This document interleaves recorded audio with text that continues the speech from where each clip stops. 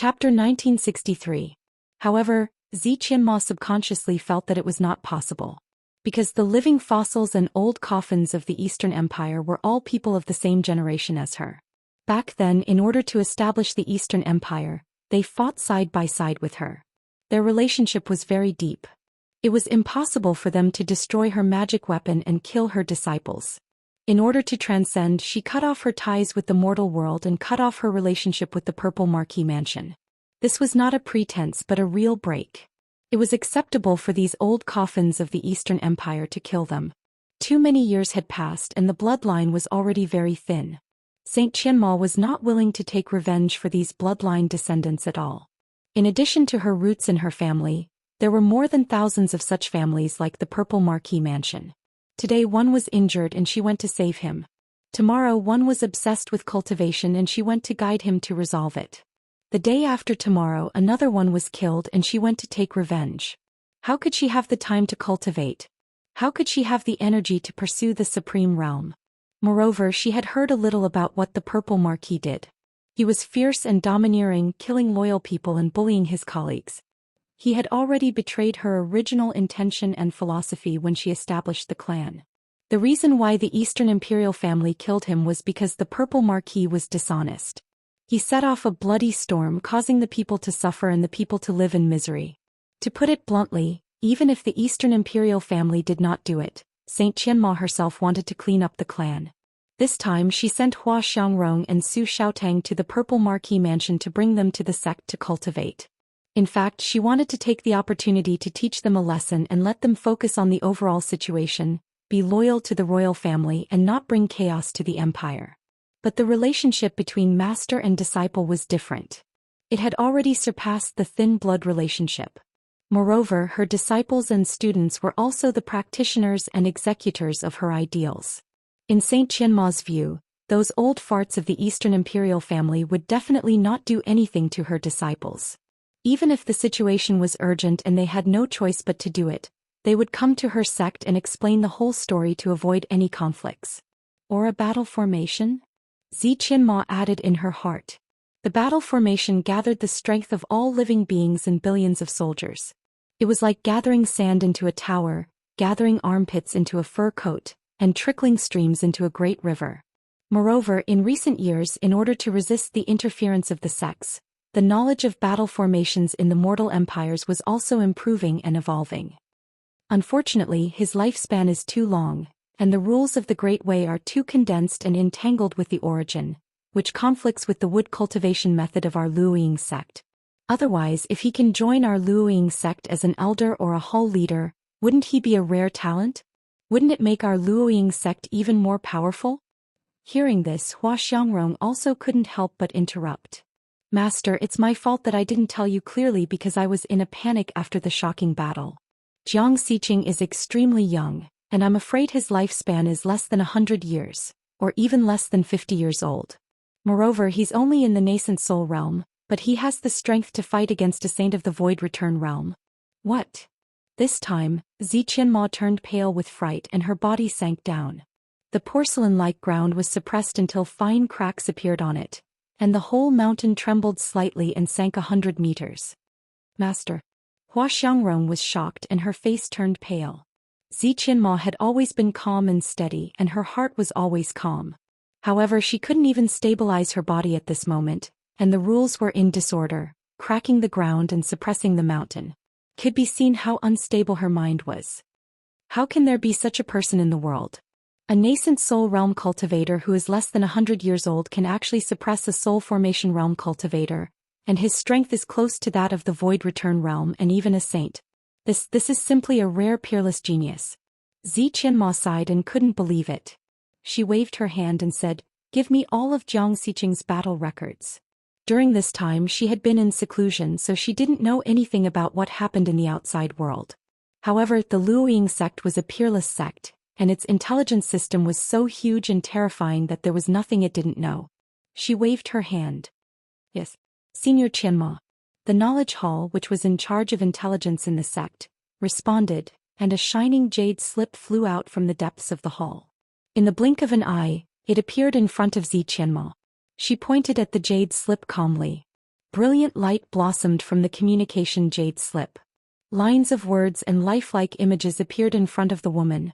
The more she read, the more shocked she was. She sighed and said, "Great talent, genius. This person is really extraordinary. The strength of a nascent soul realm cultivator is so terrifying. I'm afraid it's a divine nascent soul or even a level higher, a rare deity nascent soul." What? A deity nascent soul? It's like the deity nascent soul of a child from the 9 heavens. Hua Xiangrong couldn't believe it, and her face changed drastically as if she was struck by lightning. Chapter 1964. The immortal grade nascent soul was really rare. In the entire history of the Saint Origin world, there were only a few of them. Even those who claimed to be immortal grade nascent soul, the records about them were vague and no one dared to say that they were undeniable. Many people speculated that these immortal grade nascent souls might have appeared for various purposes. Some people even claimed that the immortal grade nascent soul was a non-existent existence, and that it was merely a more powerful sacred grade nascent soul. A rogue cultivator from outside the river turned out to be an immortal grade nascent soul. It's incredible. However, if not, how can you explain his strength? He killed the abyssal demon dragon who was comparable to a sage in the nascent soul realm. Hearing this, Hua Xiangrong couldn't help but be shocked. However, Hua Xiangrong suddenly reacted and blurted out, "Master, are you not going to avenge junior sister apprentice Su?" Moreover, that Jiang Xiqing was extremely savage, ferocious and vicious to the extreme. Even if you are kind and don't care about her. But the cultivation world has always been cruel. Will he believe it? He must be on guard. When he grows up one day, I'm afraid he will kill the sect and eliminate all future troubles. Hearing this, Saint Qianma looked over with a faint smile and asked with a cold face, "So, you think I should kill her in the cradle while she is still weak so as not to raise a tiger, right?" "I do think so." A trace of resentment flashed in the depths of Hua Xiangrong's eyes. "I have told you many times that love with impartiality is not offensive. When it reaches the highest level, it means great love is like no love. This no love does not mean that you are cold and ruthless and ignore the world. It means that you are not bound by emotions and demonic obstacles. You look at cultivation, human affairs, life, and even the universe and the world with an objective and rational attitude." Saint Qianma said earnestly, "Jiang Xiqing did kill Su Xiaotang. But think about it. What is all this for? First of all, Marquis Zishan was deceived by the demon clan. He led the vassals to raise the flag of rebellion and bring chaos to the Eastern Empire. In troubled times, severe punishments are needed. The Eastern royal family is too weak and the power and strength of the vassals are too strong. If Jiang Xiqing did not kill her, it would be a warning to others. I'm afraid that in the near future, there will be a second, third, and fourth purple marquis. I've also seen the images of your imprints back then. Little Tang, this child has disappointed me. Who would have thought that her understanding of the doctrine would be so rigid and inflexible? Jiang Xiqing had killed Zi Yunxiao and Zishan Marquis family. If she had prevented the subsequent war, she would have saved millions of lives. Do you understand?" Disciple understands. Hua Xiangrong could only nod. Saint Qianma had been standing quietly for a long time without saying a word, like a jade statue of a goddess. After a long time she sighed and muttered to herself, 3,000 years in the blink of an eye, another 3,000 years have passed. 3,000 years ago my husband and I just met. Hand in hand we wandered in Jianghu freely. During a demon hunting mission I met the founding emperor Dongfang Run by chance. I was shocked by his amazing talent and unfathomable magical powers of the East Rising purple chi art. I was also moved by his great ambition of caring for the common people, lifting the sky from its side, and saving the people from their predicament. Inspired by him, we went on a campaign to conquer the world together, sweeping away all the influential families and ambitious and ruthless people in the world, and establishing the great unified Eastern Empire.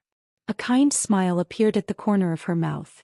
Her eyes became deep in vicissitudes of life. She seemed to have returned to the past when she was free and vigorous, traveling thousands of miles with a sword and fighting between heaven and earth. 3,000 years have passed. Dongfang Run has already died. Xin Lang has also turned into a handful of yellow soil. Only I, an old woman, am left. I'm still struggling at death's door. It's really sad. She sighed again with endless bleakness and sadness. Mortals often envied the long lifespan of cultivators, who were almost immortal and had a long life. But for immortal cultivators who had extremely long lifespans, was a long lifespan really a lucky thing? During the long period of time he watched as his loved ones grew old, his lover passed away from the world, and even his juniors withered away before him, leaving him all alone. How lonely and desolate was it to face the yellow light, and the yellow light, how desolate and lonely was it. Time was ruthless. It withered the prosperity and shattered the beauty. In the end, even their memories were washed and covered, becoming blurred. Only they sat alone in the long river of time. No one accompanied them, and they didn't even know what day it was. Was this a kind of luck or misfortune? 3,000 years ago, the passage between the two worlds in the critical canyon was opened and the barrier was broken. Endless demonic chi erupted and the demon beasts were contaminated. They demonized and went berserk. They became bloodthirsty, cruel, and ruthless. They brought chaos to the world and destroyed all life. At that time, the Eastern dynasty had just been established. There were many things waiting to be done and the country was weak. But they were still fearless. They shouldered the responsibility of sweeping away the demons and suppressing the critical canyon. It was very difficult for them to fight. At that time, we also asked for help from the major sections. However, in the eyes of the high and mighty sects, we are just a newly established empire. A few divinity transformation stage cultivators are not worth mentioning at all. Other than the ancient medicine hall and the Luoying sect, no other forces sent reinforcements. In that battle, countless experts of the Eastern dynasty died. Blood flowed like a river and bones were piled up. In the mortal world, 9 out of 10 houses were empty and starving people were everywhere. There were even tragic scenes of people eating children. It was like hell on earth. Saint Qianma's eyes were even more sorrowful. She sighed and said, "But it's different this time. I'm considered a big figure in the Luoying sect. I have some ties with the sect masters of the major sects and sacred grounds and the emperors of the countries. If I ask them to help, they will give me some face." Thinking of this, she immediately took action. She told her disciple that she wanted to travel around and flew out. Chapter 1965. On the other side. In order to win over this Saint Xiqing, Master has really put in a lot of effort. 3 to 5 holy weapons, my God. That's 300 to 500 years of Master's holy weapons. After arriving at the mountain where the storehouse was located and receiving the treasures, Hua Xiangrong stood on the platform in front of the storehouse. She wiped the cold sweat off her forehead and murmured in shock. Master said 3 to 5, but I only took 3. I'm being frugal on behalf of Master. After all, Jiang Xiqing is just a rogue cultivator outside the river. She's not experienced and hasn't seen any natural treasures. Not to mention 3 holy weapons. Even if it's 1, he'll be so happy that his mouth will split open. At this time, suddenly 5 conveyance lights flew across the sky and landed on the platform. They turned into 2 men and 3 women, a total of 5 cultivators. The leader was a blue-clothed Huashan realm cultivator. He cupped his hands and said respectfully, "Greetings, Senior Sister Hua." Hua Xiangrong's face turned slightly serious. She returned the greeting seriously and said, "Greetings, Senior Brother Xing. Greetings, Senior Brothers and Sisters." The blue-clothed Huashan realm cultivator and the other cultivators were all disciples of Saint Lian Huahan. Lian Huahan had just broken through to the void return realm from Huashan realm. Her cultivation and strength were far inferior to her master, Saint Qianma. However, she was the saint of the Luoying sect, the daughter of the current sect master. Therefore her status in the sect was very high. Even Zhi Qianma and other elders, the giants of the void return realm, had to be courteous to her and talk to her as equals. Therefore Hua Xiangrong didn't dare to neglect them. Because they followed different masters to cultivate, it was not easy to rank them based on their seniority. Therefore they all called each other senior brothers and sisters, to show their respect. "Senior Brother Xing, did you come to the storehouse to be rewarded by our master, or did you have some gains and hand in the treasures?" Hua Xiangrong had a good relationship with Senior Brother Xing. Therefore she didn't stand on ceremony and asked directly with a smile. Neither. Hua Xiangrong was naturally charming. Senior Brother Xing also liked her very much. Therefore he didn't hide it from her. He put his hands behind his back and said with a smile, "Thunder Yang Sex Zongzi Yang Dingyun is here to propose marriage to my junior sister Fairy Ling." He had brought a lot of betrothal gifts, including a total of 10 saint weapons. There were also many divine elixirs and miraculous elixirs. There are also a few ancient scrolls in their sex collection which are related to some legacy secret realms. Oh, Fairy Ling is so lucky. Hearing this, Hua Xiangrong's pretty face froze slightly. She could not hide her shock and said with a faint smile. The Thunder Yang sect was known for its fierce and violent lightning arts. Although its strength was slightly inferior to the ancient Medicine Hall and the Luoying sect, it was still one of the top 10 sects in the Saint Origin world. At its peak it could even be ranked 6. His status as a Zongzi was even more special, and he was expected to inherit the orthodoxy in the future. Yang Dingtian's strength might not be comparable to Lian Huahun, Fairy Qingjue, Zhou Xian and the others, but his status was the same. The authority and resources he possessed far exceeded the sect's core disciples, elite disciples, and even the hall masters and branch masters. Hua Xiangrong knew about Ling'er's background. It was rumored that she came from a galaxy outside the Milky Way which was extremely destitute. In Hua Xiangrong's eyes, that galaxy didn't have any decent cultivation orthodoxies. It was very desolate, and it would be a compliment to say that it was a remote and desolate place. It was just like a primitive and uncivilized tribe. Furthermore, Huang Ling'er's bone frame wasn't very good.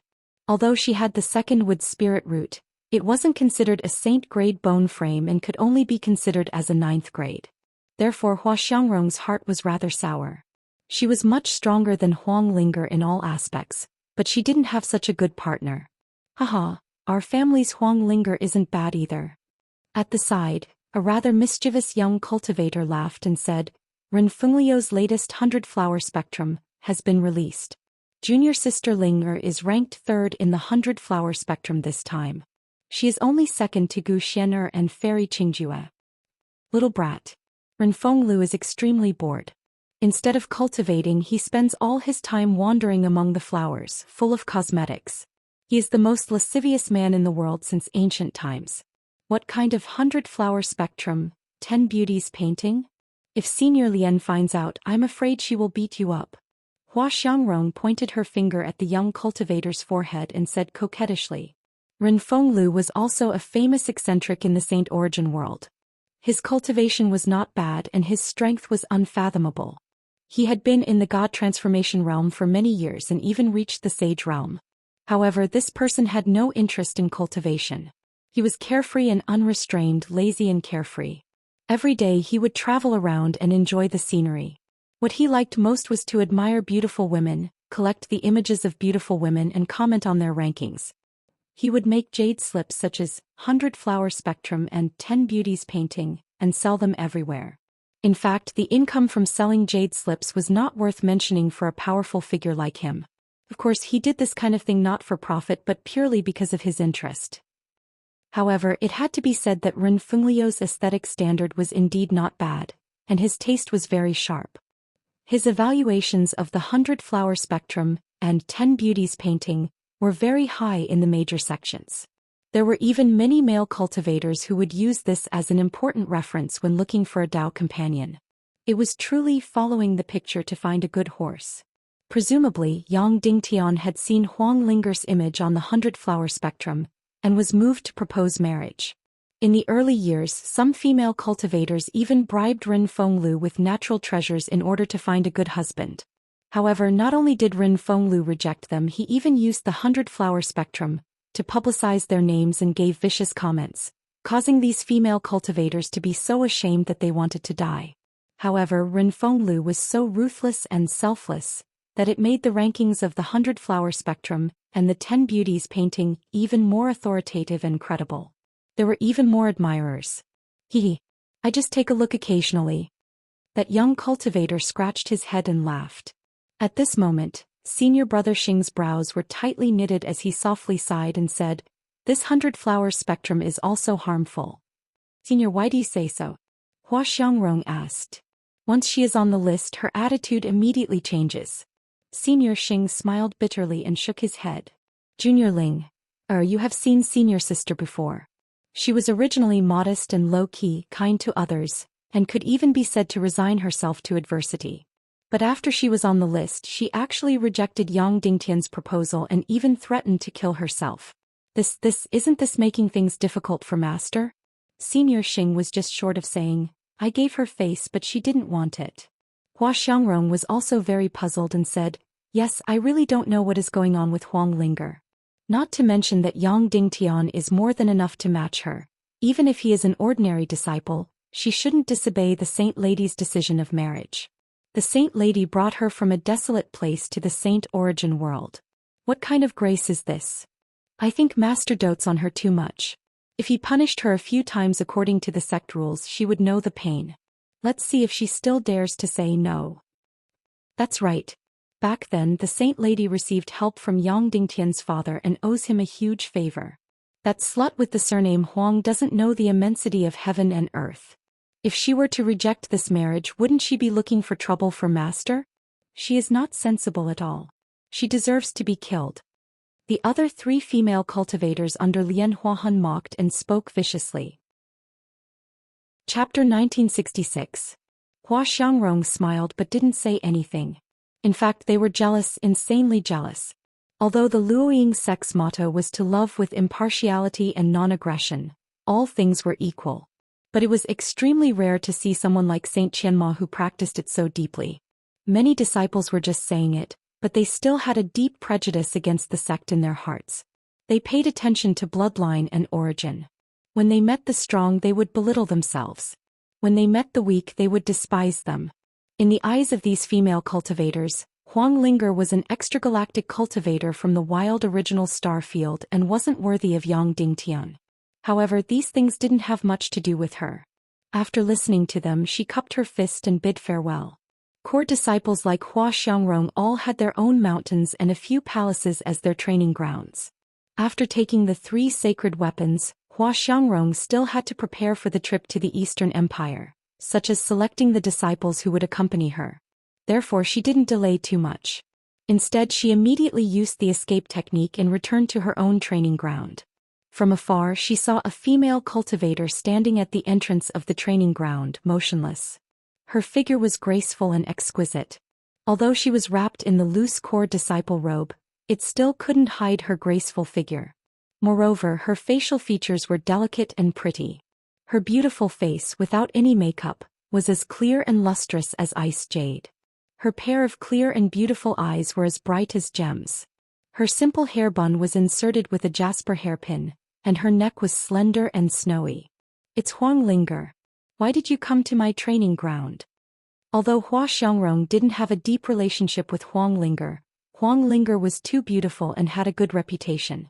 She naturally knew her. Hua Xiangrong descended and walked to Huang Linger, who was less than 100 meters away. Huang Linger hadn't reacted yet. Her pair of beautiful eyes looked at a point in the distant void. She was motionless like a white jade statue. Cough cough.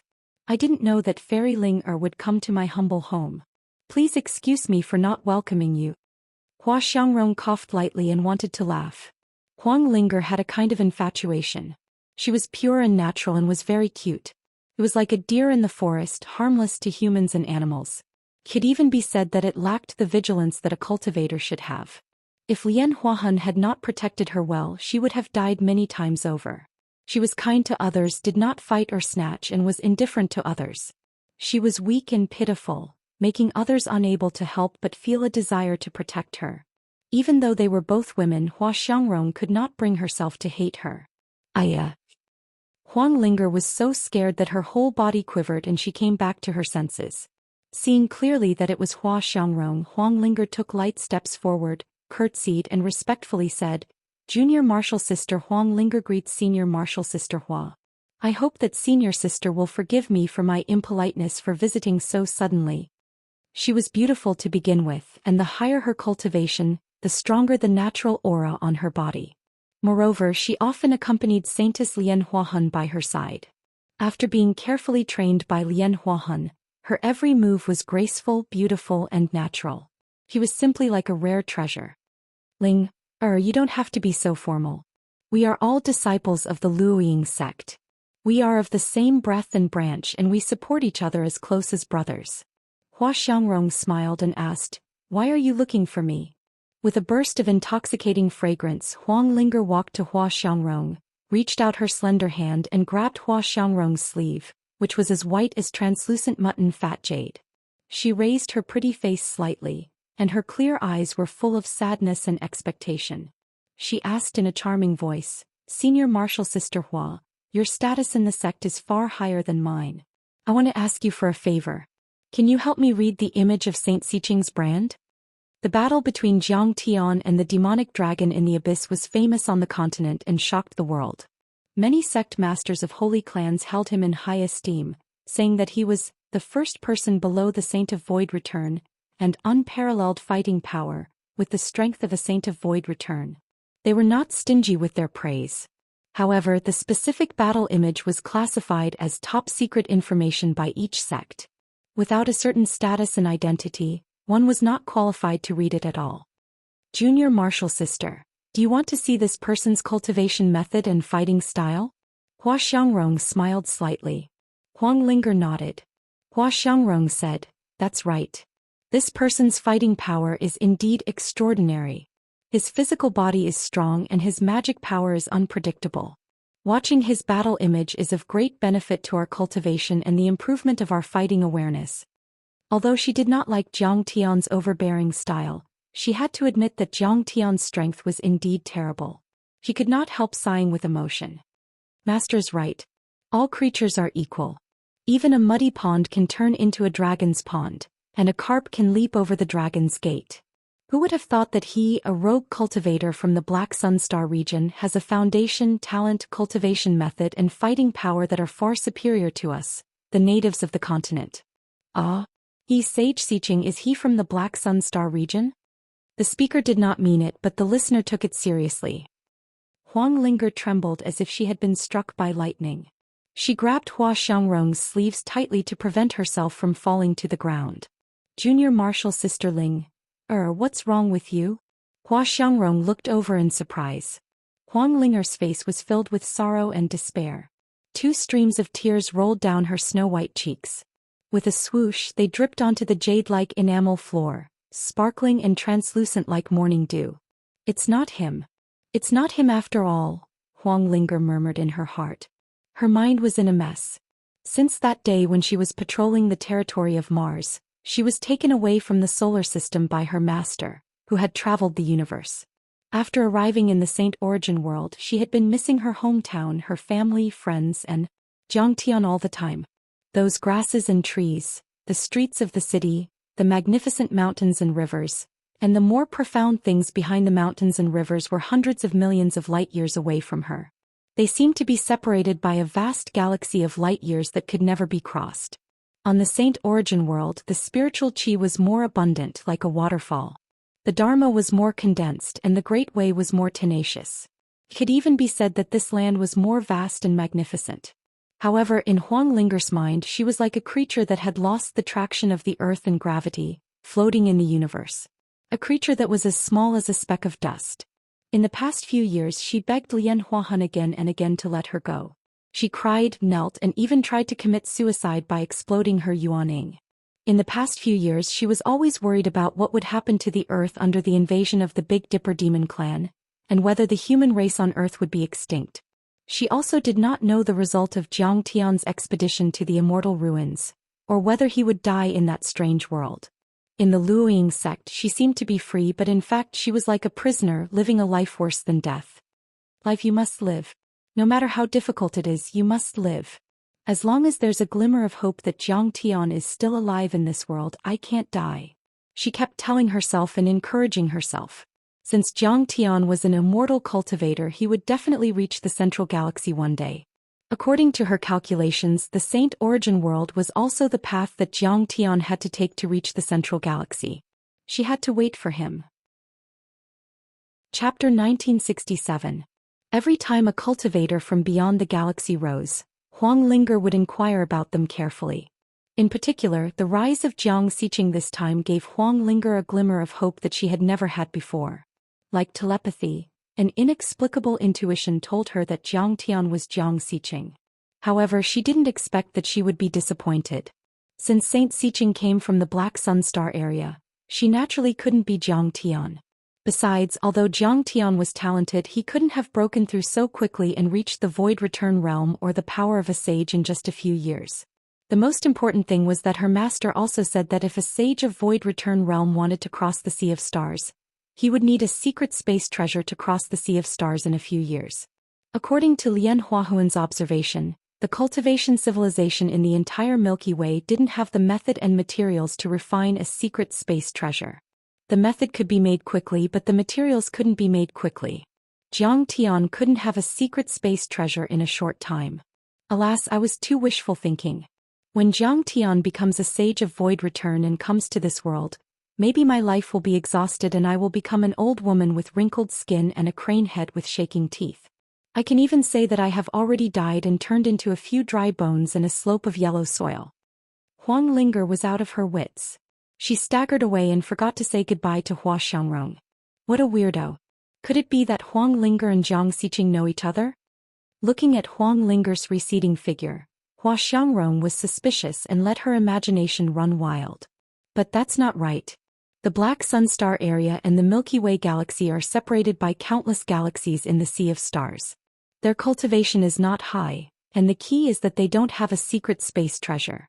They are like butterflies that can't fly across the sea. How can they meet each other? Although Jiang Tian's fief was in Hanjiang City and other areas of Nanjiang, the national master was in charge of the imperial city. Jiang Tian sat side by side with Elder Princess Mou in the carriage and set off for the imperial city. Dongfang Ding sat with them in the lower seat. Dongfang Ying hugged Jiang Beibei as if she was the big sister next door. The four dukes as well as the other marquises stood on both sides respectfully seeing him off. As he passed by the people of the Lin mansion of the Zhenyuan Marquis. Farewell, imperial tutor. Lin Hanqing, the Zhenyuan Marquis, bowed deeply, his eyes brimming with tears. He really didn't understand. Why did Jiang Tian still choose to be a guest elder of the Lin family despite his heaven-defying strength and ability to stand shoulder to shoulder with the sect master of the Holy Lands and the sect master of the Holy Lands? Why did he do his best to resolve the crisis of the Lin family several times? It could be said that without Jiang Tian, the Lin clan would have long been toyed to death by Purple Marquis, destroyed under the iron hooves of the myriad demons' palace. Farewell, imperial tutor. Lin Yang even knelt on the ground as if he was a senior. Take care. Jiang Tian turned his head and nodded with a faint smile. A deep look surfaced in his eyes. He knew that Dongfang Ding was trying to rope him in. For ordinary people, such a generous reward from Dongfang Ding would definitely win over people's hearts and make them loyal, willing to sacrifice their lives for Dongfang Ding. But in Jiang Tian's mind, these rewards from Dongfang Ding were not worth mentioning. After all, he had the chaotic divine body, the most powerful body in the universe, and what he pursued was a supreme realm. How transcendental and lofty was that? The treasures of heaven and earth, the mansions in the cities, and the titles of nobility in the mortal world were like passing clouds to him, and he didn't care about them at all. The Dongfang royal family and the Dongfang Empire combined were not as important as Lin Yang. After all, in his previous life, Lin Yang's family was destroyed and his Dao disappeared because of Jiang Tian. It doesn't matter how Dongfang Ding uses me. I spent a long time in this country in my previous life, and for me this is also my hometown. As long as he doesn't hurt the Lin clan out of jealousy, I'm willing to do more for this country and its people. Jiang Tian sighed in his heart. The imperial capital was located in the central part of the empire. It was vast and stretched for hundreds of miles. If it weren't for the flying Dharma artifacts, it would take a few days to cross it on a horse. The majestic city walls were as tall as mountains. They were made of dark iron and divine stone and shone with a metallic luster. They were covered with the marks of swords and sabers, telling the vicissitudes and ancientness of history. There were city gates on all sides and they were 1,000 meters tall. According to different directions, they were carved into the images of divine beasts such as vermilion birds and black tortoises. They were majestic, ferocious, and mighty. Looking from afar, they gave people a sense of psychological oppression. In the sky was full of brilliance and colorful images, forming layers of shields. The waves of Dharma power were strong. This place was protected by a formation that could kill void return saints, and it was impregnable. Even a meteorite wouldn't be able to break through the shield. In the city there were many tall buildings and the streets were wide. It was much more prosperous than the metropolises on Earth. People bustled about. Crystal shops, deity pavilion, wind moon palace, elixir palace, divine weapon pavilion. All kinds of businesses were here. It was extremely luxurious, and mortals and cultivators mingled. In the sky there were flashes of light from time to time. Those were cultivators flying on swords. There were also royal guards flying past to monitor the city and prevent all kinds of illegal activities.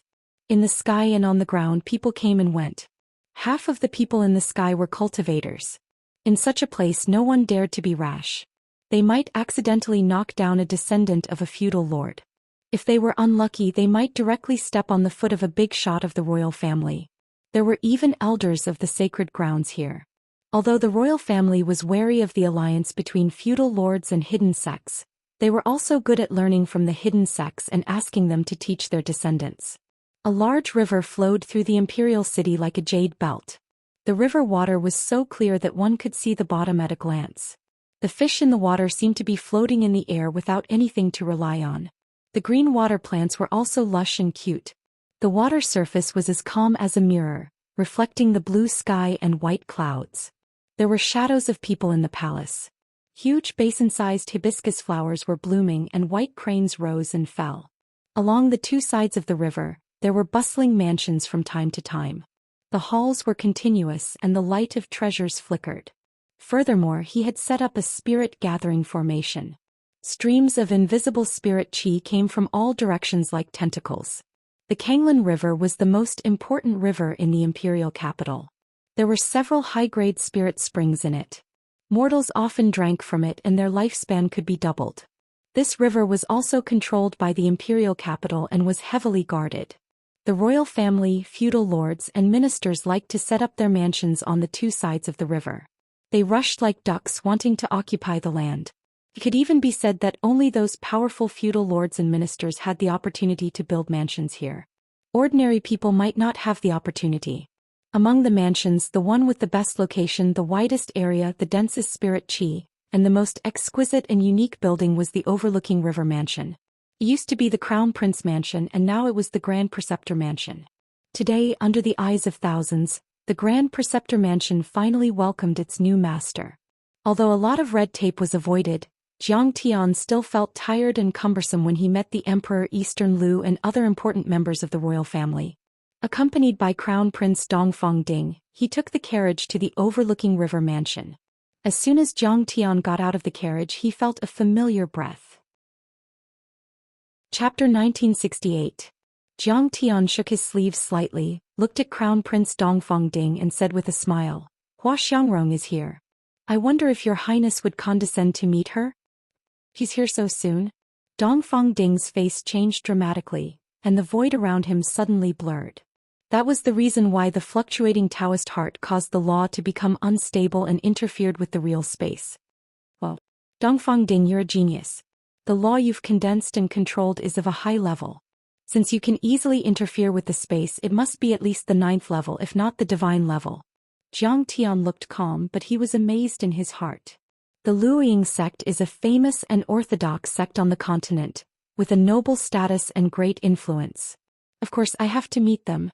Dongfang Ding smiled, but he was quite helpless in his heart. He originally thought that although the national master killed Su Xiaotang and offended the Luoying sect, he could at least use the national master to suppress the rebellious lords and wipe out the pantheon of demons. But he didn't expect the Luoying sect to come to denounce him so soon. However, Dongfang Ding was the crown prince of a country after all. He had received strict education and cruel training since childhood, so his mind was far stronger than that of ordinary people. The more flustered he was, the calmer he looked. With his hands clasped behind his back, he was majestic without the slightest cowardice. He walked a few steps behind Jiang Tian. "Haha, all the people in the world come for profit and all the people in the world go for profit. The immortals in the 9 heavens are like this, so the emperors in the human world are no different from ordinary people. They are even worse, more cunning, insidious and vicious. But it's okay for you to use me, but I will make you worry." Jiang Tian wanted to laugh, but he didn't show it on his face. With his big sleeves fluttering in the wind, he walked to Hua Xiangrong's side and said with a smile, "Very long time no see. What a powerful hiding cultivation method." Hua Xiangrong turned around abruptly and saw the carriage and the guards of honor flying toward the mansion. She couldn't help but change her pretty face and shudder with fear. She stared at the Kanglan River in a daze just now, thinking about the mysterious and unimaginable strength of Jiang Tian and Huang Linger's strange reactions. But now that she had reached the divinity transformation stage, her spiritual awareness was extremely vast, and her senses were incredibly sharp. She had already spread out her spiritual awareness like an invisible fishing net as a warning.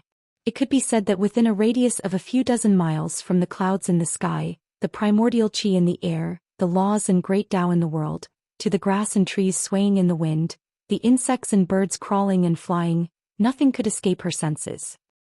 However, she actually didn't notice Jiang Tian, his treasured carriage and his reliance at all. The treasured carriage had countless complicated symbols circulating about it. There were tens of thousands of materials, and the magical power was powerful and heterogeneous. There were over 100 attendants and guards with different bloodlines, cultivation levels and auras. That made it even more complicated. But Jiang Tian actually used his own concealment technique to completely conceal himself, causing him to hide in the void, completely restrained. This concealment technique was unimaginably powerful. It could be said to be deceiving the heavens and concealing the earth. Fairy, have you come on this trip to take revenge for your moronic junior sister? Are you trying to make things difficult for me? Unfortunately, you don't deserve it. I can poke you to death with one finger. If your master Saint Qianma comes in person, she is barely worthy of my attack. Jiang Tian was like a celestial being who stood above the entire continent and looked down on the world. His eyes were filled with arrogance as he spoke with a fake smile. Next to him, the smile on Dongfang Ding's face collapsed rapidly like a landslide. He could no longer maintain it. He was so scared that he couldn't even stand. National Master. You don't have to trick me like this, do you? She can't defeat you, but if she wants to bully the Dongfang royal family and make trouble for us, it's as easy as taking something out of her pocket. Dongfang Ding wanted to cry but had no tears. Although Hua Xiangrong's strength was not as strong as Jiang Tian's, it was at least far stronger than the 4 dukes and elder princess Mou. This meant that if those hidden old monsters of the royal family didn't take action, she could wipe out the Dongfang Empire alone and be invincible. Hearing this, Hua Xiangrong was also furious for a moment. She was so angry that her plump chest rose and fell violently, and her nose was also slightly twitching. Jiang Xiqing is simply too arrogant.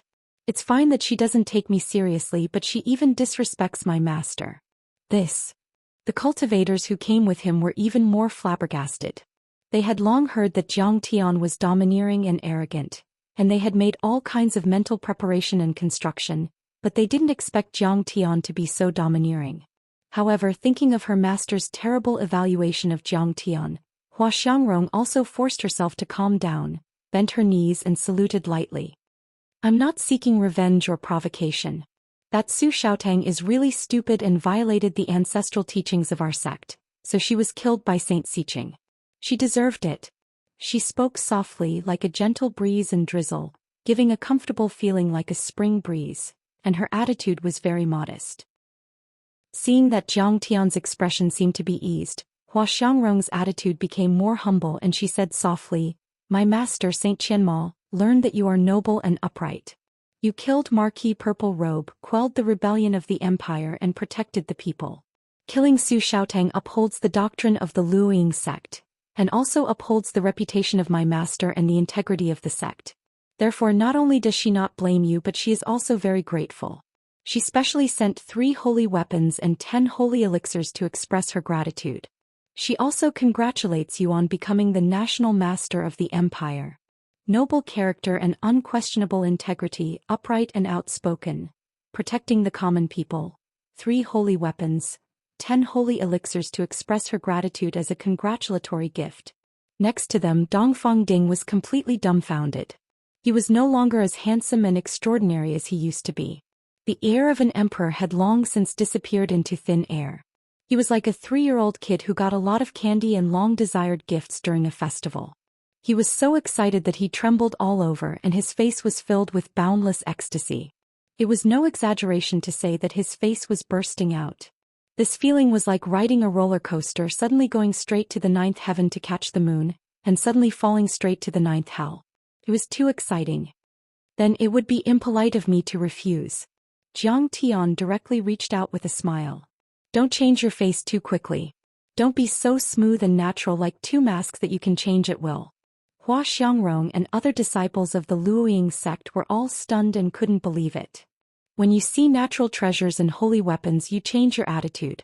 He doesn't have the demeanor of a master at all. I've never seen such a shameless person. Lingering in the mortal world, unbearable vulgarity, greed, anger and infatuation, his Taoist heart should be broken. How could he cultivate into a deity-grade nascent soul and have the strength of a sage? He is simply a lucky bastard. Could it be that he is just lucky? Is this the legendary son of heaven, the son of destiny? But looking at Jiang Tian's outstretched hand, everyone was convinced that everything in front of them was true. For a moment they were crazily complaining in their hearts. Chapter 1969. Hua Xiangrong looked at Jiang Tian in a daze. Jiang Tian's face was calm, and his eyes were deep with obvious time accumulation. There was no flicker in his eyes, showing his firm heart, but they were also very clear and transparent, like a gem that had been polished to become rounder and brighter. I see. His mortal aura is lingering. If he wants to turn into a god, he has to turn into a mortal first, just like rejuvenating and returning to nature. He's clearly an old monster who has lived for a long time, a terrifying almighty being, but he's still pure and innocent. Only now did Hua Xiangrong feel the strange charm of Jiang Tian. This kind of charm was based on experience and strength. Moreover, Hua Xiangrong realized that Jiang Tian began to turn into a mortal, using the mortal world to sharpen his mind and strengthen his connection with the mortal world. He was probably only one step away from the god transformation realm. Jiang Tian's combat power was already so incredible when he was in the nascent soul realm. He could even kill the abyss demon dragon who had the strength of a saint of void return. Once he broke through to the god transformation realm, it would be another qualitative change, like a fish leaping over the dragon gate, reaching the sky in one step. By then Jiang Tian would be invincible among his peers. He might be able to defeat all the god transformation realm cultivators and even easily suppress the saints of void return. Thinking of this, Hua Xiangrong was more and more shocked. Don't just talk about it. Where are the gifts? Jiang Tian urged.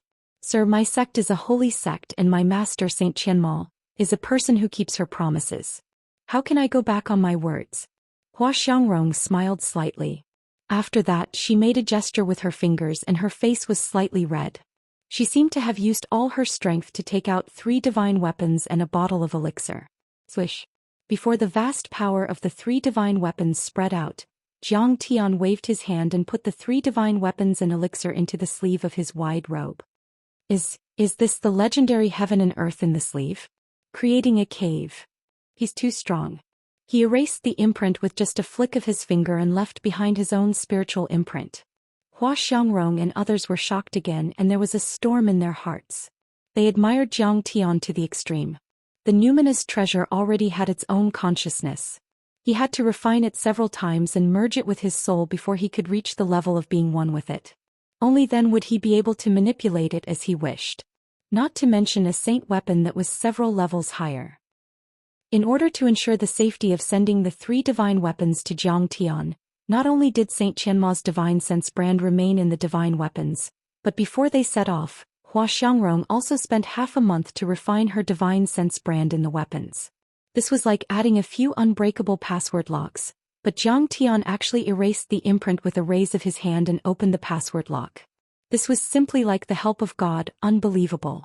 This woman is an extraordinary woman. She is extraordinary and has a great vision. Jiang Tian accepted the holy weapon and started to have a good impression of Saint Qianma.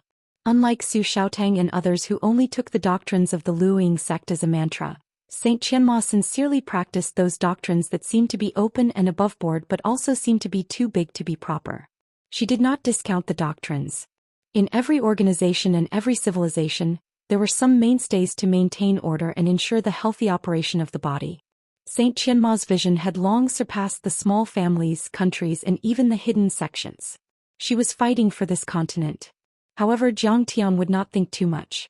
He just had deep feelings for the Eastern Empire, or to be exact, the Lin family of Marquis Xingyan. What else does your master want to say?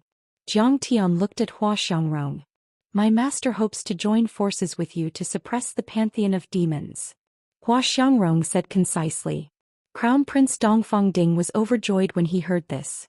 The pantheon of demons had always been a threat to the empire. However, it was too powerful. With the original strength of the empire, it was impossible to destroy it. Now with Zhang Tian and the help of the Luoying sect, it was almost a sure win. Good. That's exactly what I want. Zhang Tian clapped his hands and said leisurely, the conflict between the pantheon of demons and the empire and even the Saint Origin continent is not as simple as the conflict between different races. It's the conflict between good and evil. The pantheon of demons has been corrupted by devil qi. If they don't kill, they will bring disaster to the entire continent and billions of people. Tell your master that I'll wait for the good news. Yes, Master Nation. Hua Xiangrong said goodbye and left. However, when she was about to fly away, she suddenly stopped, turned around and asked with a frown, Sir, do you know a rogue cultivator named Huang Linger from the Milky Way? No, I don't know her. Zhang Tian's face was as calm as an ice sculpture. His eyes were like a dry well without any ripples. I think that Huang Linger must have made a mistake. Hua Xiangrong smiled apologetically. Who is she? What mistake did she make? Zhang Tian asked calmly. The Saint Origin continent was the only way to reach the central galaxy from the Milky Way. Who knew if the immortal monarch would go crazy and occasionally take a look at the Saint Origin continent? The immortal monarch lived in the 9 heavens and overlooked all the worlds. He could see the stars as clearly as he could see the lines on his palm. He could trace the past and deduce the future. He was almost omniscient. In short, it was better to be safe than sorry. Since the day he became Jiang Xiqing, he had nothing to do with his homeland. This woman is the same as Master Nation. She comes from the Milky Way, which is even more desolate. She is now the disciple of Lian Huahun, the saintess of my sect, Hua Xiangrong said truthfully. Recently, Ren Fengliu's 100 Flowers chart was released. This woman is ranked 3rd among the top 10 beauties of the Saint Origin continent. Another young male disciple interrupted excitedly. She's really famous. If one day I can see her face, it will be wonderful. Zhang Tian's eyes lit up. He had a very interested look on his face, which was in line with his worldly and unbearably vulgar persona. Ahem. It's not a problem now, but it will be difficult in the future. That young male disciple suddenly felt that Zhang Tian's vulgarity was very cute and easy to get close to. He smiled and said, Thunder Yang Sect's Zongzi Yang Dingtian proposed marriage to Fairy Linga with a generous gift a few days ago. Master Lian Huahun has agreed to the engagement. This is what you don't understand. Although the famous flower is taken, I will loosen the soil. Not to mention that she is just engaged. Even if she is officially married and becomes a Dao companion, we still have a chance. Zhang Tian smiled naughtily like old Wang next door. His eyes were restrained and his emotions were hidden. No one noticed that his eyes were overflowing with monstrous killing intent. Huang Linger. This was a girl who made him feel a little bit of pain and guilt whenever he mentioned her. He had never forgotten her. This girl who was entangled with him in both his previous and current lives. This girl who was infatuated with him but never entangled with him. She was devoted to him but always hid in the dim places outside the spotlight, silently caring and supporting him. The current him already had a hard time defining his feelings for Huang Linger. It might not be the feelings between a man and a woman, but it was much deeper and heavier than this. He naturally knew of Zhang Tian. In fact, there weren't many people who knew this person better than Zhang Tian. He was proficient in the art of plucking and used female cultivators as his cauldron. He was extremely vicious. Once he dual cultivated, the woman's cultivation would plummet and she might even die. As the Thunder Yang Sect's Zongzi, Zhang Tian was naturally someone who couldn't be provoked easily. Furthermore, Zhang Tian still had to conceal his whereabouts and avoid the search and observation of the 9 heavens immortal world's giants. Chapter 1970. National Preceptor, your actions are really as smooth as floating clouds and flowing water. You can go anywhere you want, but you are also as unpredictable as white clouds and gray dogs. This humble one is truly in awe. That disciple of the Luoying sect naturally did not notice Zhang Tian's mood and smiled awkwardly but politely. After Hua Xiangrong left, Zhang Tian finally stepped into this luxurious mansion. Crown Prince Dongfang Ding accompanied him respectfully and introduced the scenery and unique ingenuity of each place. The entire National Preceptor's mansion covered an area of 20 miles. It was luxurious and continuous. Every building was extremely exquisite, engraved with exquisite runes and inlaid with exquisite magic stones, which had many functions such as gathering spiritual energy, clearing the mind, nourishing the body, defense, and so on. The light of treasures was dazzling and the sky was full of light.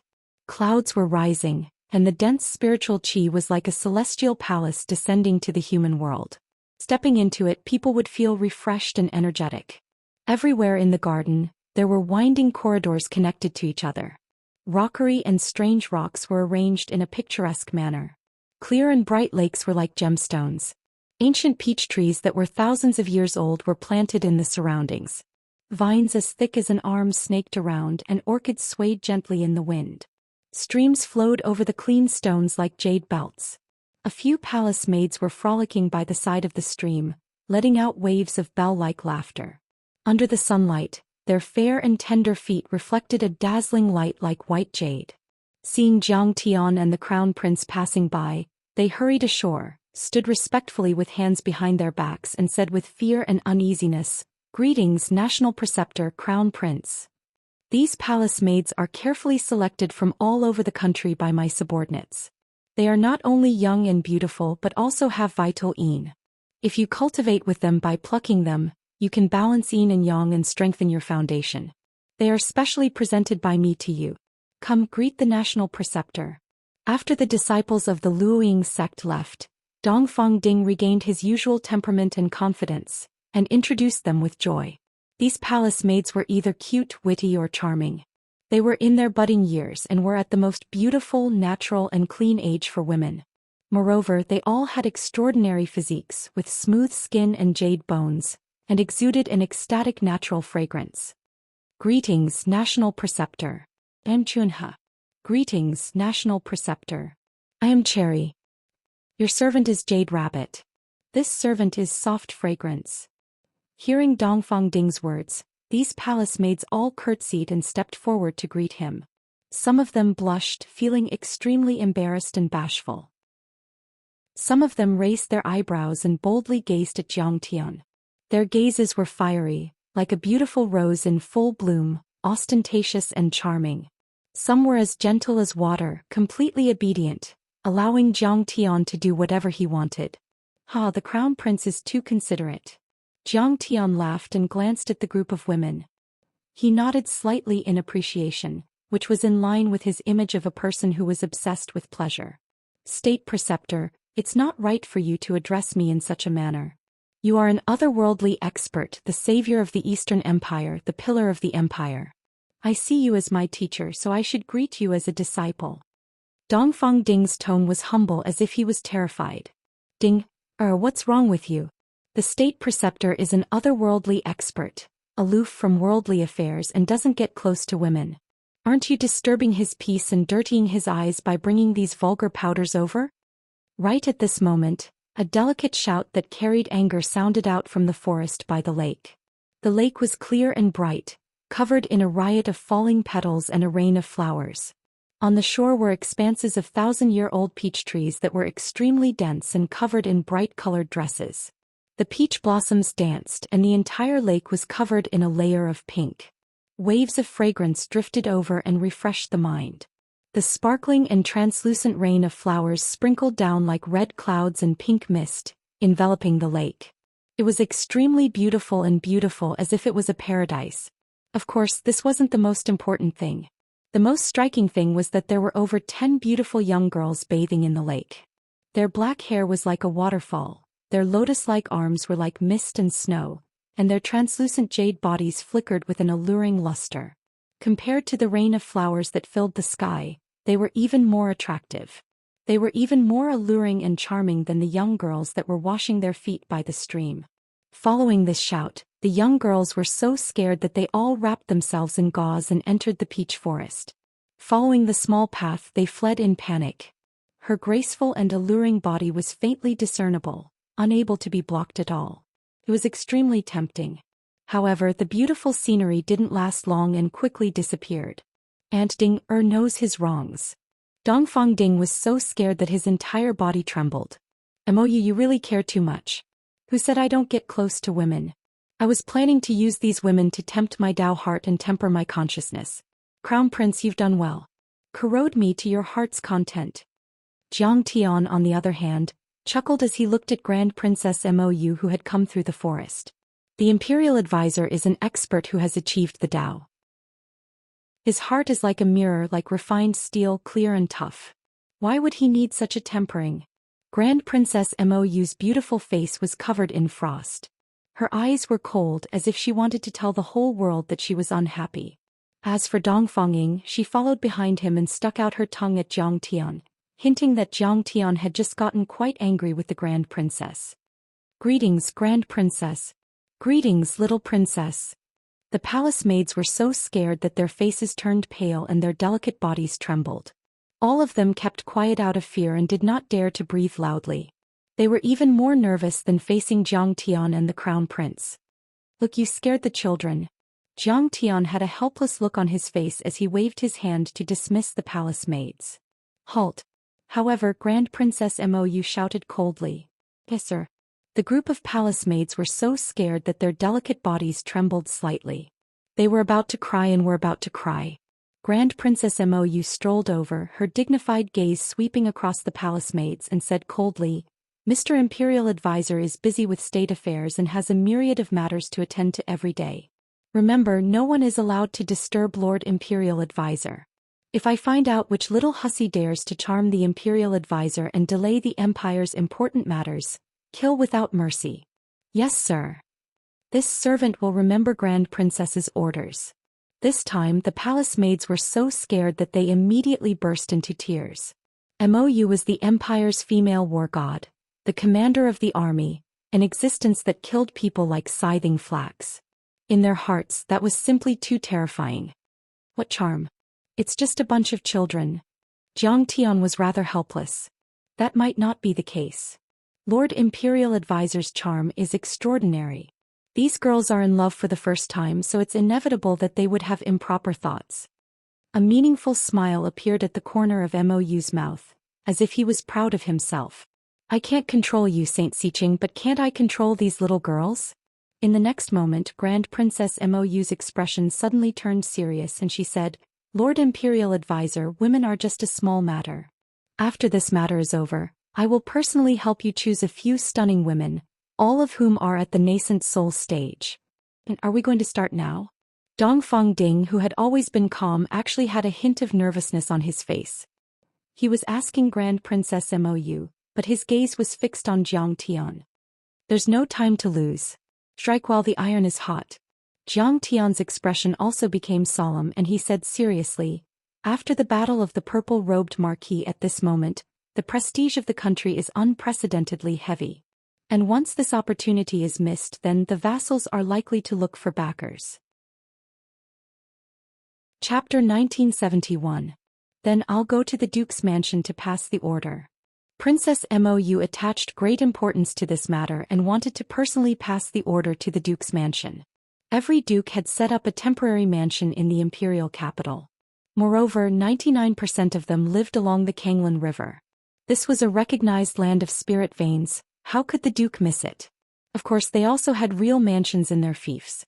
However, the hidden dragon trials were approaching, and the dukes and disciples had come from all over the country to gather in the imperial capital and live in the temporary mansions in the imperial city. No. Let Guochuandong handle this matter. Jiang Tian said in a deep voice. When a man achieves the Tao, even his chickens and dogs will ascend to heaven. Moreover, Guochuandong was not a chicken or dog, but Jiang Tian's fellow countryman in the Black Sun Star Field. Now that Jiang Tian had become the Grand Tutor, how could Guochuandong not benefit from it? He was now the butler of the Grand Tutor's mansion. Soon Guochuandong walked over and bowed respectfully. Grand Tutor, you summon me. What orders do you have? Go to the various dukes' mansions and inform them that there will be a banquet tonight at the Grand Tutor's mansion. A certain cup of wine will be served to entertain guests from all over and discuss matters of loyalty to the imperial family. No duke is allowed to be late. Anyone who disobeys will be beheaded. Jiang Tian said casually. After a pause, Jiang Tian said, also, give a jade slip to Jinyun Ho. Yes.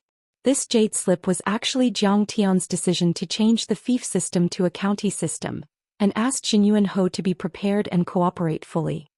Yes, I understand. Guochuandong was excited and full of confidence, so excited that the fat all over his body was trembling. Jiang Tian had displayed the power of a saint, and his achievements were brilliant, shocking the empire and making his name known throughout the continent. In the empire he was second only to one person. Who dared to disobey him? As Jiang Tian's #1 henchman, how could he not be happy to be able to show off in front of the duke and hold his head high? Big Black, you go do something too. Jiang Tian smiled as he looked at the large black dog in the pond. Suddenly, his expression darkened and the corners of his eyes twitched. He gritted his teeth and said, "If you don't exercise, you'll be so fat that you won't be able to run anymore." This brat washed himself until he was shiny and slippery. He picked a huge lotus leaf as a boat and laid on it. He wore sunglasses made from black crystals and comfortably sunbathed. He was already making heavy snoring sounds. He simply didn't know how to enjoy himself. Jiang Tian's foundation in the empire became more and more solid, and the large black dog's life also became better and better. Every day he would eat a bucket of spirit pills and his body was round and plump. His stomach was almost touching the ground. Most importantly, this kid was becoming more and more timid. Previously, when the people from the Lin Mansion and Jiang Beibei were besieged by the demons, this brat had said that, in the chaos, he didn't follow the young mistress and took the wrong path. In fact, he had run away by himself. "Master, what are you saying? I'm very thin and weak now. I think I'll need to increase the amount of food I eat every day. 1 bucket of spirit pills isn't enough. I'll need 5 buckets. You're not wrong. It's good to be a little fatter. Put in half a kilogram of dragon blood and cut 3 kilograms of dragon meat for Beibei. The little girl is still growing," Jiang Tian said with a smile. Jiang Beibei's physique was special. Her growth speed was extremely slow, and even her mental development was like that of a child. However, the large black dog had the bloodline of the purple gold true dragon, and his flesh was a great supplement. Jiang Tian often drained his blood and cut his meat for Jiang Beibei to eat behind her back. As a true dragon, his recovery ability was amazing. The large black dog would immediately return to his original state, so Jiang Beibei didn't notice from beginning to end. Otherwise she would definitely cry. "She's a wet nurse, I'm a blood daddy." Every time the large black dog cut his meat and let his blood flow, he would exaggeratedly cry out in pain and wail. "Master, I'll go right now and train." At this moment, when he heard Jiang Tian's words, the large black dog immediately stood up in fright.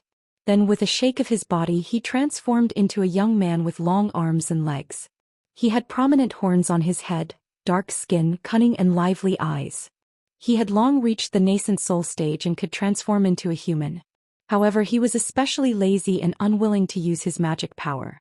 He often maintained the natural form of the large black dog. He even forgot that he was originally a true dragon. "Bring the advisor's token." Jiang Tian threw a token to him. Big Black strode away. The residence of the Duke of the Northern Frontier in the Imperial City was filled with the exotic atmosphere of the land of ice and snow in the extreme north. It was made of 10,000-year-old ice jade collected from the ice spring of the North Sea. It exuded a strong cold air and had a strong fluctuation of ice and snow. The area within a radius of 5 kilometers was covered in frost and snow. In the back garden there were many jade palaces. It was like a world of ice and jade. Above the orchids there were sparkling ice strips, and above the pine and cypress there were fluffy snowballs. The wind and snow blew and the branches and leaves swayed. Beautiful silver bars and snowballs fell to the ground, and the snowflakes fluttered in the wind. Reflecting the bright sunlight, the snowflakes formed a colorful rainbow. In the midst of the wind and snow, a young man about 16 or 17 years old was flying in the air, practicing a cultivation technique. With a wave of his hand, the ice and snow law condensed and understood everything in the world, cutting off all vitality. Even the nascent soul could be disintegrated. It was by Zhanyun. The young duke is really a genius of the empire. Last time the young duke was seriously injured by advisor Siqing. His dantian was broken and his cultivation was destroyed. It seemed that he could no longer reconstruct his dantian and became immortal. Unexpectedly, the young duke's constitution was extraordinary and his talent was extraordinary. He actually repaired his dantian with the help of 3 sky-mending pills and quickly ascended to the nascent soul stage. At the side, led by Xianlin, several elders of the Bai clan, as well as the invited experts and experts, would occasionally give pointers. Other than Bai Xianlin, who was expressionless and worried, the other elders could not hide the admiration on their faces. Recently, a few major events had happened in the empire. First, the skymending pill and other pills of the ancient medicine hall in Icebound City were sold. The effect of the skymending pill was earth-shattering. It could reconstruct a broken dantian and repair the golden core. It even had a certain effect on nascent souls and gods. With this pill, not only did the ancient medicine hall's Icebound City branch earn a lot of money, but it also defeated the fragrant medicine hall and a few other small alchemy sects, as well as their subordinate trading companies, to the point that they were unable to make ends meet. Next, the ancient medicine hall was preparing to promote this pill to all its branches in the Saint Origin world. It was said that landlord Wang of the fragrant medicine hall washed his face with tears every day. He was so anxious that his mouth was full of blisters.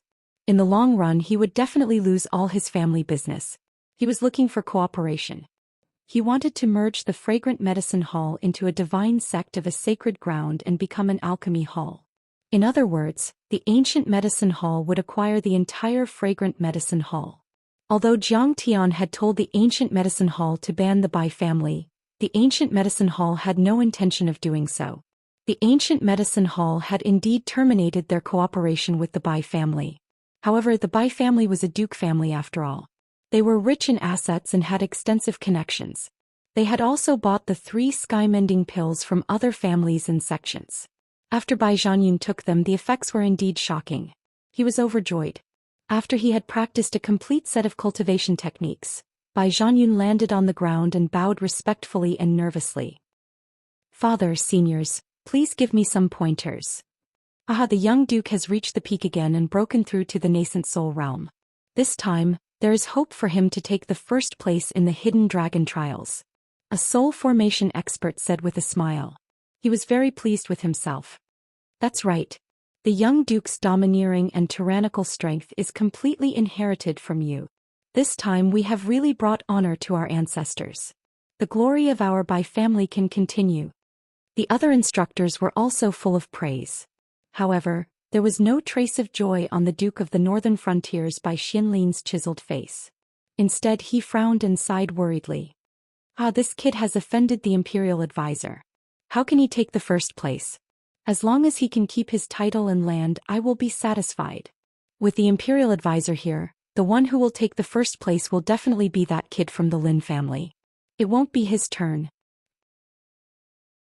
Chapter 1972. In the long years, there were several nomadic and hunting tribes in the Beijiang territory. Their people were tough and they coveted the beautiful water and grass of the empire. They formed a royal family and trained troops to invade the territory of the Beijiang territory many times. Therefore, the Beijiang territory was known as the place of war and the flames of war never stopped. Xianlin, the current duke of the Beijiang territory, killed enemies at the age of 10. He destroyed the Liuxiong tribe in the northeast Misty Forest, destroyed the 6 nations in the northwest Icefield, slaughtered more than 70 cities, crossed the Arctic Ocean, went straight to the enemy's den and killed 30 cities of the Snowdance Empire. He fought all his life and shocked an entire dynasty. He was even more famous than Duke Jinlong of the Nanhe territory. He was as strong as a dragon, arrogant and domineering. He was never weaker than others. But at this moment when he talked about Jiang Tian, he showed a deep fear and his tone was full of helplessness. Ah. The others were all silent and didn't say a word. When Bai Zhanyun's Dantian was injured, it could be said that the Bai family was enraged and they wanted to tear Jiang Tian into pieces. A rogue cultivator from outside the river, a servant of the Lin mansion, who was he? How dare a lowly person attack the young lord? But after Jiang Tian displayed his terrifying strength, everyone gave up on the idea. He could even kill the ancient divine beast, the abyss demon dragon. Even if the soul formation cultivators of the Bai family worked together, how could they be Jiang Tian's match? Although the empire was particular about order and there were royal families, dukes, officials and generals, there was an order based on hierarchy. But after all, the empire was founded on martial arts. It paid attention to strength, and the strong were recruited and used, giving merits and official positions. Powerful strength could break the order of seniority and allow mortals to rise up. Zhang Tian was now the Grand Preceptor, second only to one person and above thousands of people. He was equal to the emperor. According to the rules, even the crown prince and the other juniors of the royal family had to greet him as a disciple. Even dukes and dukes had to greet him as if he was the emperor. When Bai Zhanyun heard this, his body trembled. With a face full of shame, he said, "Father, your son was rash back then." After he repaired his dantian, he was once filled with lofty aspirations. He thought that one day he would be able to catch up and suppress Zhang Tian. He even wanted to kill Zhang Tian for revenge. After all, Zhang Tian was a nascent soul realm cultivator, and he would soon reach the peak of the nascent soul realm. The effect of this pill is too good. Later on, when he learned that the sky-mending pill he had consumed was actually created by the Hall of Ancient Medicine using Zhang Tian's pill formula, he immediately became dispirited, and his fighting spirit plummeted. It's actually Jiang Xiqing's pill formula. At that time, Bai Zhanyun's mood could be described as hopeless. The effects of this pill were so heaven-defying that the ancient medicine hall would probably worship him as if he were a celestial being from the 9 heavens. Not to mention that it was difficult for him to kill Chen Shi. Even if he did, would the ancient medicine hall let the matter rest? Cutting off someone's path to wealth was like killing their parents. The secular world was like that. Although the secluded sects seemed to be high and mighty, they were not exempt from the secular world. Cultivation relied on materials, resources, and spiritual objects of heaven and earth. Otherwise, why would the secluded sects set up outer sects to run businesses and plunder wealth? Why were most of the sect missions about killing monsters, seizing treasures, exploring and searching for items? The Hall of Ancient Medicine would definitely take revenge on him. Not to mention that he was only a marquis, even the crown prince and the emperor would not be able to stop them. After hearing about Zhang Tian's earth-shattering battle at the 100 Flowers Peak, Bai Zhanyun was scared out of his wits. He was shrouded in fear and could not eat or sleep well. He was awakened by nightmares several times. It felt as if he had thought that the other party was a wild dog on the side of the road that had casually kicked him. However, when he took a closer look, he realized that the other party was actually an evil dragon that could devour the heavens and the earth. He barely managed to escape. Who would have thought that that thing would transform into a primordial beast? It was simply terrifying. At that moment, 2 streaks of light, one black and one gray, flashed across the sky and appeared above the Beijiang Duke residence. The streaks of light suddenly landed and turned into a fat middle-aged cultivator and a sly-looking black-faced youth. Several cultivators who were on guard around the residence hurriedly flew into the sky and flew over. They were fully armed and filled with murderous intent. They questioned coldly, "Who dares to barge into the Beijiang Duke residence's restricted area? Leave quickly or you will be killed without mercy." "I am Guochuandong, the steward of the Grand Tutor's residence." Guochuandong's fat face did not change. He pointed at the humanoid purple-gold true dragon beside him and said, "This is the Grand Tutor's disciple, the special envoy, Jiang Dahe. Please forgive us for our offense." When the guards heard that, their expressions changed drastically. They landed one after another and knelt on the ground. Bai Xinlin's face was filled with joy. He tidied his clothes and led the important people of his family to quickly welcome them. He cupped his fists intimately and said with a smile, So it is Brother Jiang and Brother Jiang who have graced my humble abode with your presence. Please come in quickly. Your presence brings light to my humble abode and brings light to my family's lintel." "Duke, you are too polite." Guochuandong was so excited that the corners of his mouth twitched slightly. The fat all over his body shook. Too good. This is simply too good to be true. It was as if he had taken a bunch of elixirs in a row.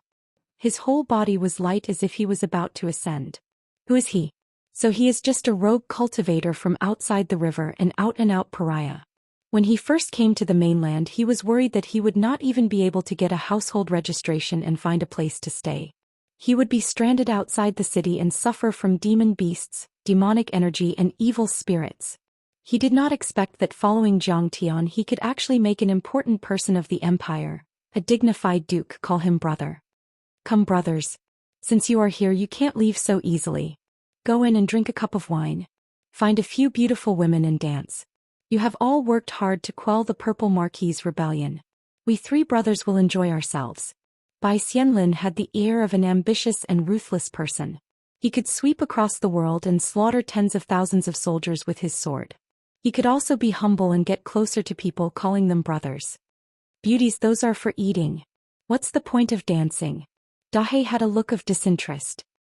He wiped the saliva from the corner of his mouth and said, "Let's have a batch of elixirs." How can mere elixirs be worthy of my brother Dahé's noble status? At least a heavenly elixir and at least 3 batches. Brother Dahé, I can tell at a glance that you are a brave person who is good at fighting, so your appetite is naturally big. As the saying goes, the greater the ability, the greater the appetite. Bai Xianlin was very generous as soon as he made a move. He was very generous and had spent a lot of money. The elders of the Bai family next to him all showed an extremely pained expression. One had to know that the so-called elixirs were for golden core cultivators. As for heavenly elixirs, they were for nascent soul cultivators. They were extremely rare and precious. 3 batches of heavenly elixirs were simply priceless. The annual harvest of a marquis's fief and city might not even be this much. Even if the Duke of Beijiang's harvest was better, it would still take several months of income. The greater the ability, the greater the appetite? Interesting and very correct. Dahé only felt that it was very pleasant to hear. He patted Bai Xianlin's shoulder and said with a smile, "My master once said that the Duke of Beijiang has not paid tribute for 100 years and is stingy and cunning. I don't think so. You are very generous, at least much more generous than my master. He always asks me to lose weight. My master once said that you have the appearance of an emperor, and that you are ambitious. You think highly of yourself and have great ambitions. You have a disloyal heart. I don't think that is the case. You are amiable and friendly. How could you have a disloyal heart?" Next to him, Guochuandong's forehead was sweating and his body was tense. "Brother Dahé, can you be more careful with your words?" Just these few words could arouse Bai Xianlin's rebellious heart. Who knows, he might start a rebellion right away. "Ah, Lord State Preceptor, did you really say that about me?" The smile on Bai Xianlin's face gradually stiffened and his face became gloomy. Chapter 1973. Of course. Dahé stared at him with a faint smile and a calm look on its face. At this moment the atmosphere suddenly froze and the entire place fell into a strange silence. Only the whistling of the wind was left. Even the sound of snow falling could be heard clearly. An invisible killing intent slowly spread out, cold and heavy. Guochuandong suddenly felt suffocated, as if his heart was about to explode and his blood was about to freeze. His eyes were filled with horror and his soul was trembling. His face suddenly turned pale. "Haha, Lord Imperial Tutor thinks too highly of me." Suddenly Bai Xianlin looked up to the sky and laughed loudly. "My aptitude is mediocre. It's already difficult for me to rule the northern border and resist the hunting tribes. How can I have the bearing of an emperor? As for my ambition, that's even more of a misunderstanding. I was born in the army and am a boorish person. My mentality is a little irritable and impatient, and my way of doing things is also a little rough. Perhaps I have left a bad impression on the Imperial Tutor. However, my loyalty and patriotism is known by the heavens and the earth.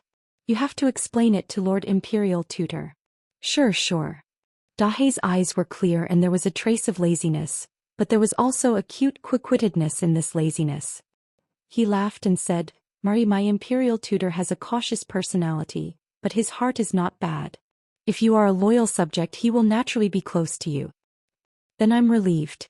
Brother Dahé is the Imperial Tutor's first disciple and a close envoy. Your words will definitely be useful."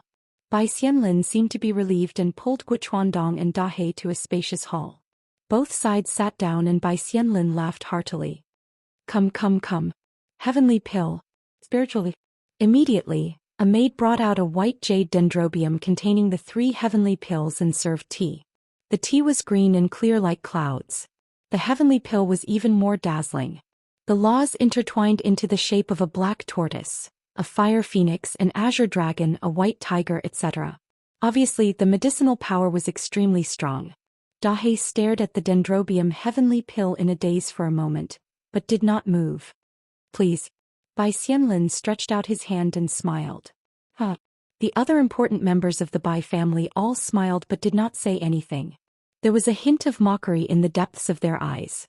Heavenly pills had powerful medicinal effects and contained natural laws. It was no longer an exaggeration to call them the medicine of tigers and wolves. On the contrary, it was a discount. Even nascent soul cultivators could not casually consume it. Generally speaking, one could only swallow a few pills at a time, and it would take months or even years to absorb and refine them. Only after that could one consume the heaven pill for the second time. Swallowing a heaven pellet into one's stomach was like swallowing a small nuclear bomb. It would immediately explode. Meanwhile, Big Black had swallowed several hundred kilometers in the blink of an eye. In their eyes, they wouldn't be able to withstand it for more than a few seconds before exploding and dying. When he saw Big Black swallowing the pills crazily, Bai Xianlin stopped it in order to save the pills. However, the old guys did not do anything. Instead, they let it happen, or rather they were happy to see it happen. After all, Jiang Tian had once destroyed the dantian of the young duke. It was impossible for the Bai family not to hate Jiang Tian. However, due to Jiang Tian's strength and status, they were unable to bare their fangs and challenge Jiang Tian. They could not defeat Jiang Tian, but if the people around Jiang Tian died, they would be relieved. Moreover, Jiang Tian could not find fault with them. After all, it's your men who are greedy for heavenly pills. The Duke of Beijiang tried to stop them, but he could not. We don't want this to happen, and we deeply regret it. They even thought of an excuse in their hearts. However, they did not expect it to end like this. Bai Xianlin entered the hall, panting. His face was sometimes pale and sometimes red. It was obvious that he had consumed a lot of power just now. At this moment, he looked at Big Black in shock and could feel cold sweat dripping down his back. It was chilly. He never expected Big Black to be so powerful. He could not catch up with Big Black even after using his ultimate movement technique. I didn't expect Brother Big Black to eat so much. Next time I'll prepare a few more heavenly pills for you. Bai Xianlin sighed. At least 5 heavenly pills. The bigger the appetite, the greater the ability. Everything is negotiable. Bai Xianlin felt the pain and the corners of his eyes twitched. He then wiped the cold sweat on his forehead and smiled. I wonder why Brother Big Black is here this time. Chapter 1974. There is indeed a small matter on the Imperial Tutor's side. Blackie took out the Imperial Tutor's token. Disciple greets the Imperial Tutor. Receive the token. Bai Xianlin and the rest knelt down respectfully. Their attitudes were strict and meticulous. Kneel. Bai Zhanyun knelt too late. The corner of Bai Xianlin's eyes twitched and he slapped Bai Zhanyun. One of Bai Zhanyun's teeth flew out and he knelt down hurriedly. Once the Imperial Tutor's token was out, it was as if Jiang Tian had personally arrived. His authority was unparalleled and he was above everyone else. The royal family and dukes bowed down to him and could not show any disrespect. In fact, Duke Bai doesn't need to be so formal. Blackie helped him up. Etiquette cannot be ignored. Bai Xianlin pushed a few times before getting up reluctantly. Blackie smiled. The Imperial Tutor has spoken. He is overjoyed at the completion of his new residence and has specially prepared some wine. He wants to invite his colleagues and friends to celebrate the move tonight. The Imperial Tutor's family is waiting for the Duke and young Marquis at the overlooking river residence. Alright, that's how it should be. I will definitely prepare a generous gift and prepare to pay a visit. Bai Xianlin agreed without hesitation. Then brother, I will take my leave. I still have to pass down the order to my family. Dahe did not hesitate and immediately took his leave. Little brother, don't go too far. Bai Xianlin hurriedly tugged at Blackie's sleeve and said, Little brother, I know you have a big appetite and am worried that you won't be full. I will ask the servants to prepare 3 dipper heavenly pills for you. Treat it as a snack. If you are hungry, just eat it. Good brother, I know you are a righteous person and empathize with your brothers. Blackie wiped the non-existent tears at the corner of his eyes and smiled. To be honest, our Imperial Tutor is from a poor family. The poverty in his early years has left a shadow. He is thrifty and stingy. My rations are often deducted. Life is really hard. At the side, the maidservant had already brought out a dendrobium heavenly pill and stored it in a small green gourd. Your words are biased. As the saying goes, thriftiness cultivates one's body and diligence cultivates one's virtue. It is so for mortals and so for cultivators. Lord Imperial Preceptor is practicing the precepts. Bai Xianlin stuffed him into Dahe's arms and smiled affectionately. However, you're a young man and you're still growing. You still need to eat well. Don't worry, Big Brother will take care of your rations. As long as I have food to eat, how can I let you starve? Just based on these heaven pills, I'll take over the title of little brother from now on. Dahe looked very touched. Bai Xianlin smiled and said, Little brother, you and I hit it off at first sight. I have long seen that you are an extraordinary person. Let's become brothers of the opposite sex. In the future we'll call each other brothers. What do you think? These words were very sincere. You're a duke and I'm just a servant. How can I bear the responsibility? Dahe shouted excitedly.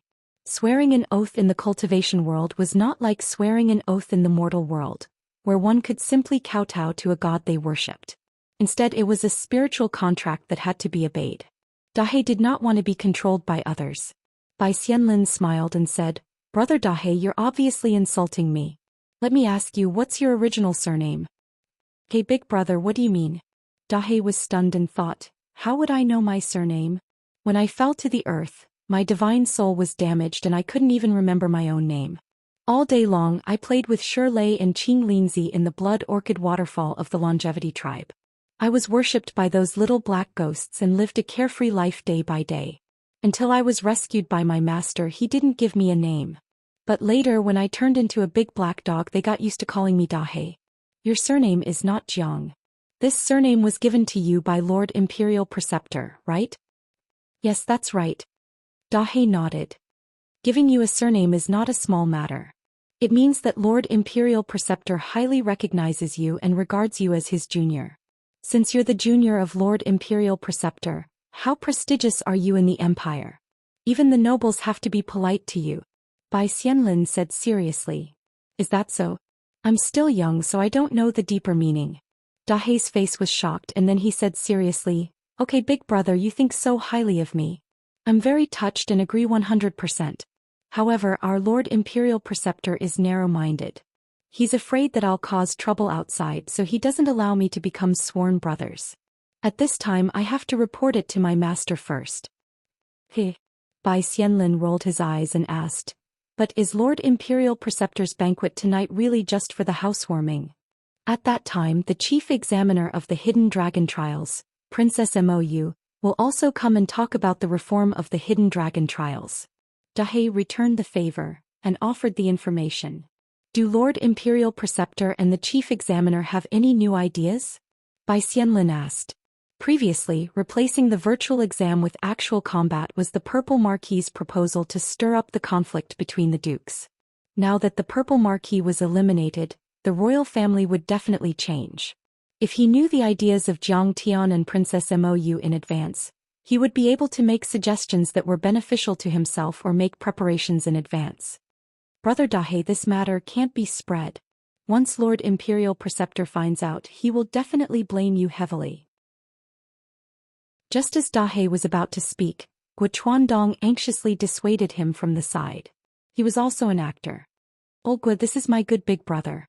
Since my good big brother asked, how can I not say? Dahe anxiously shouted with a pale face. Besides, you're just a housekeeper in charge of internal affairs. To put it bluntly, this time you're just my driver.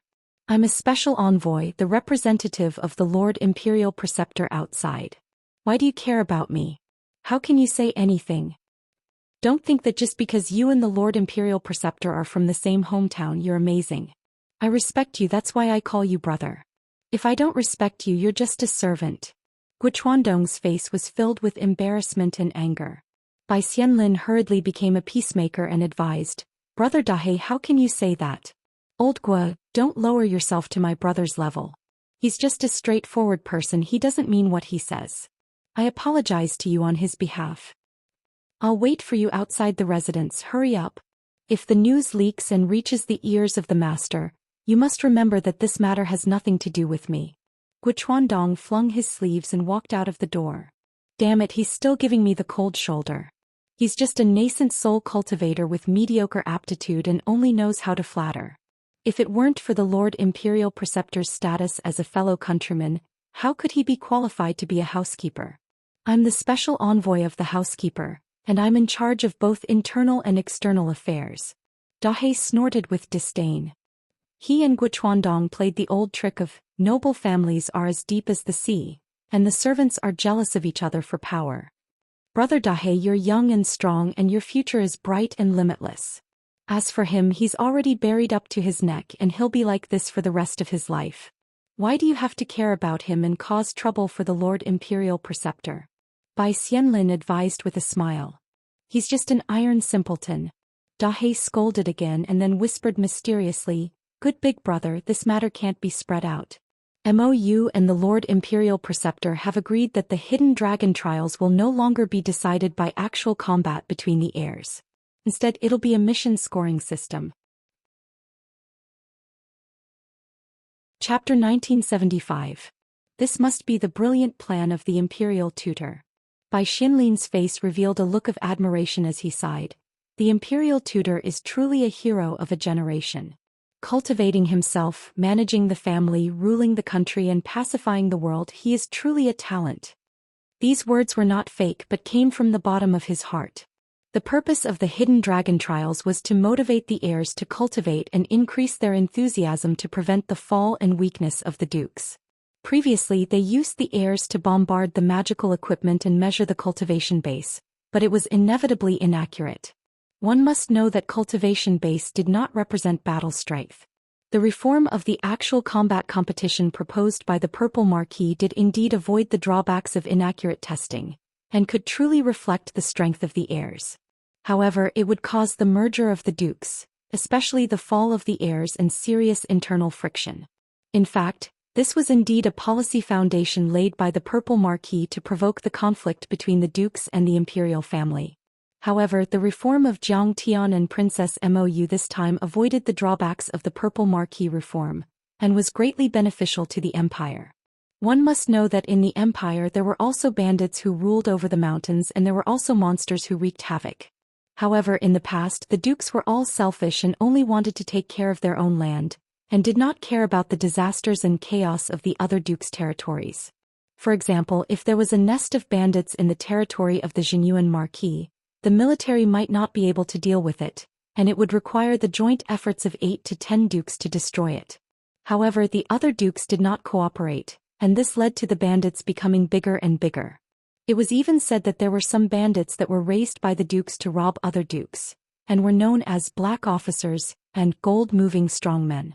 However, the reform of the mission point system, this time was powerful.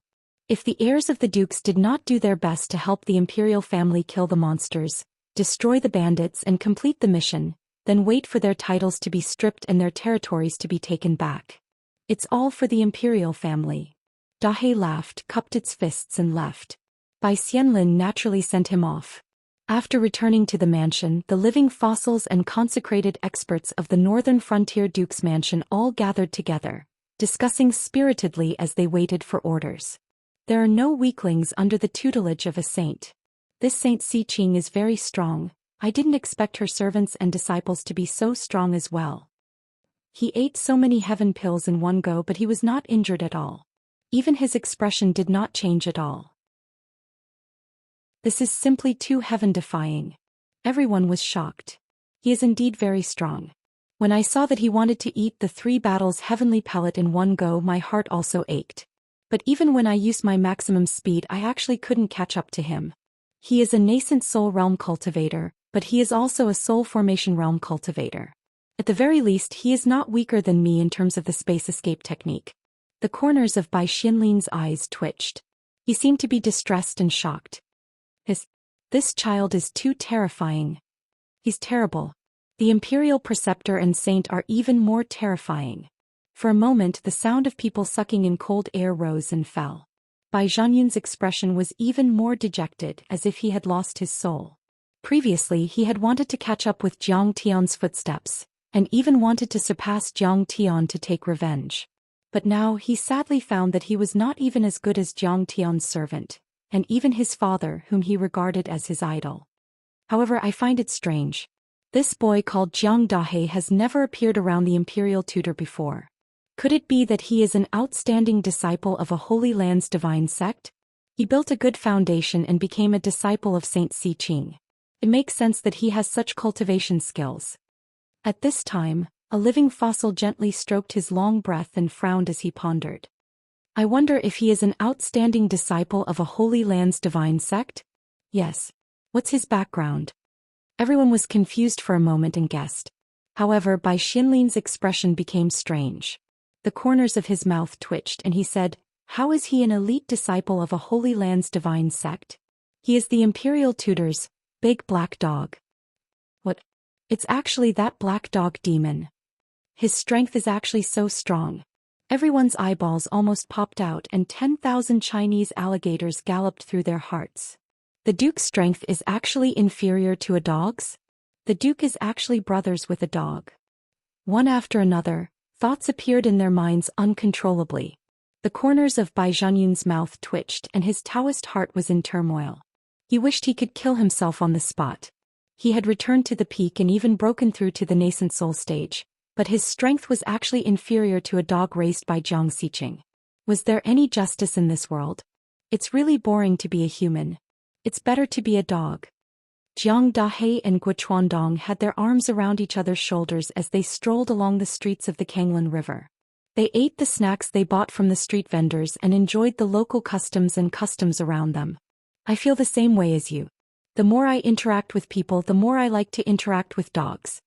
Because they were both foodies and had similar body shapes, Guochuandong and Jiang Dahe hit it off very well. Crawl. Jiang Dahe's face instantly darkened.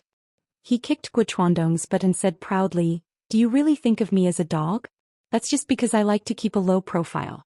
Master told me personally that I want my bloodline to be noble." Hee. I know.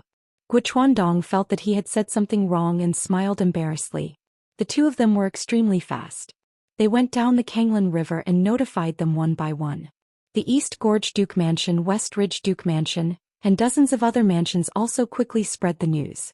Everywhere they went, the two of them were treated with great respect by the host. They drank and chatted merrily with the Duke, called the Marquis brothers, and the lords and ministers avoided them. They also accepted all kinds of bribes and returned with a full load. They ate until their mouths were full of oil. However, they soon arrived at Zhen Yunho's mansion in the capital city. "Oh, Brother Gua, I heard magpies chirping when I woke up early in the morning. I thought that something good was going to happen. I didn't expect you to come. This handsome young man is actually Brother Dahe." When the two streaks descended, the guests, retainers and guards instantly rushed over one after another, and they greeted them respectfully and warmly. "Brother Dahe, you've lost weight. You should eat more. I have 2 spirit pills here. I bought them from the branch of the ancient medicine hall. Here you go."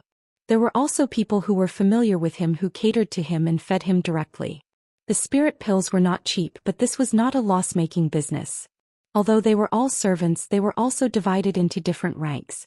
Now that they had become the steward and special envoy of the Grand Tutor's mansion, even the nobles had to be courteous to them.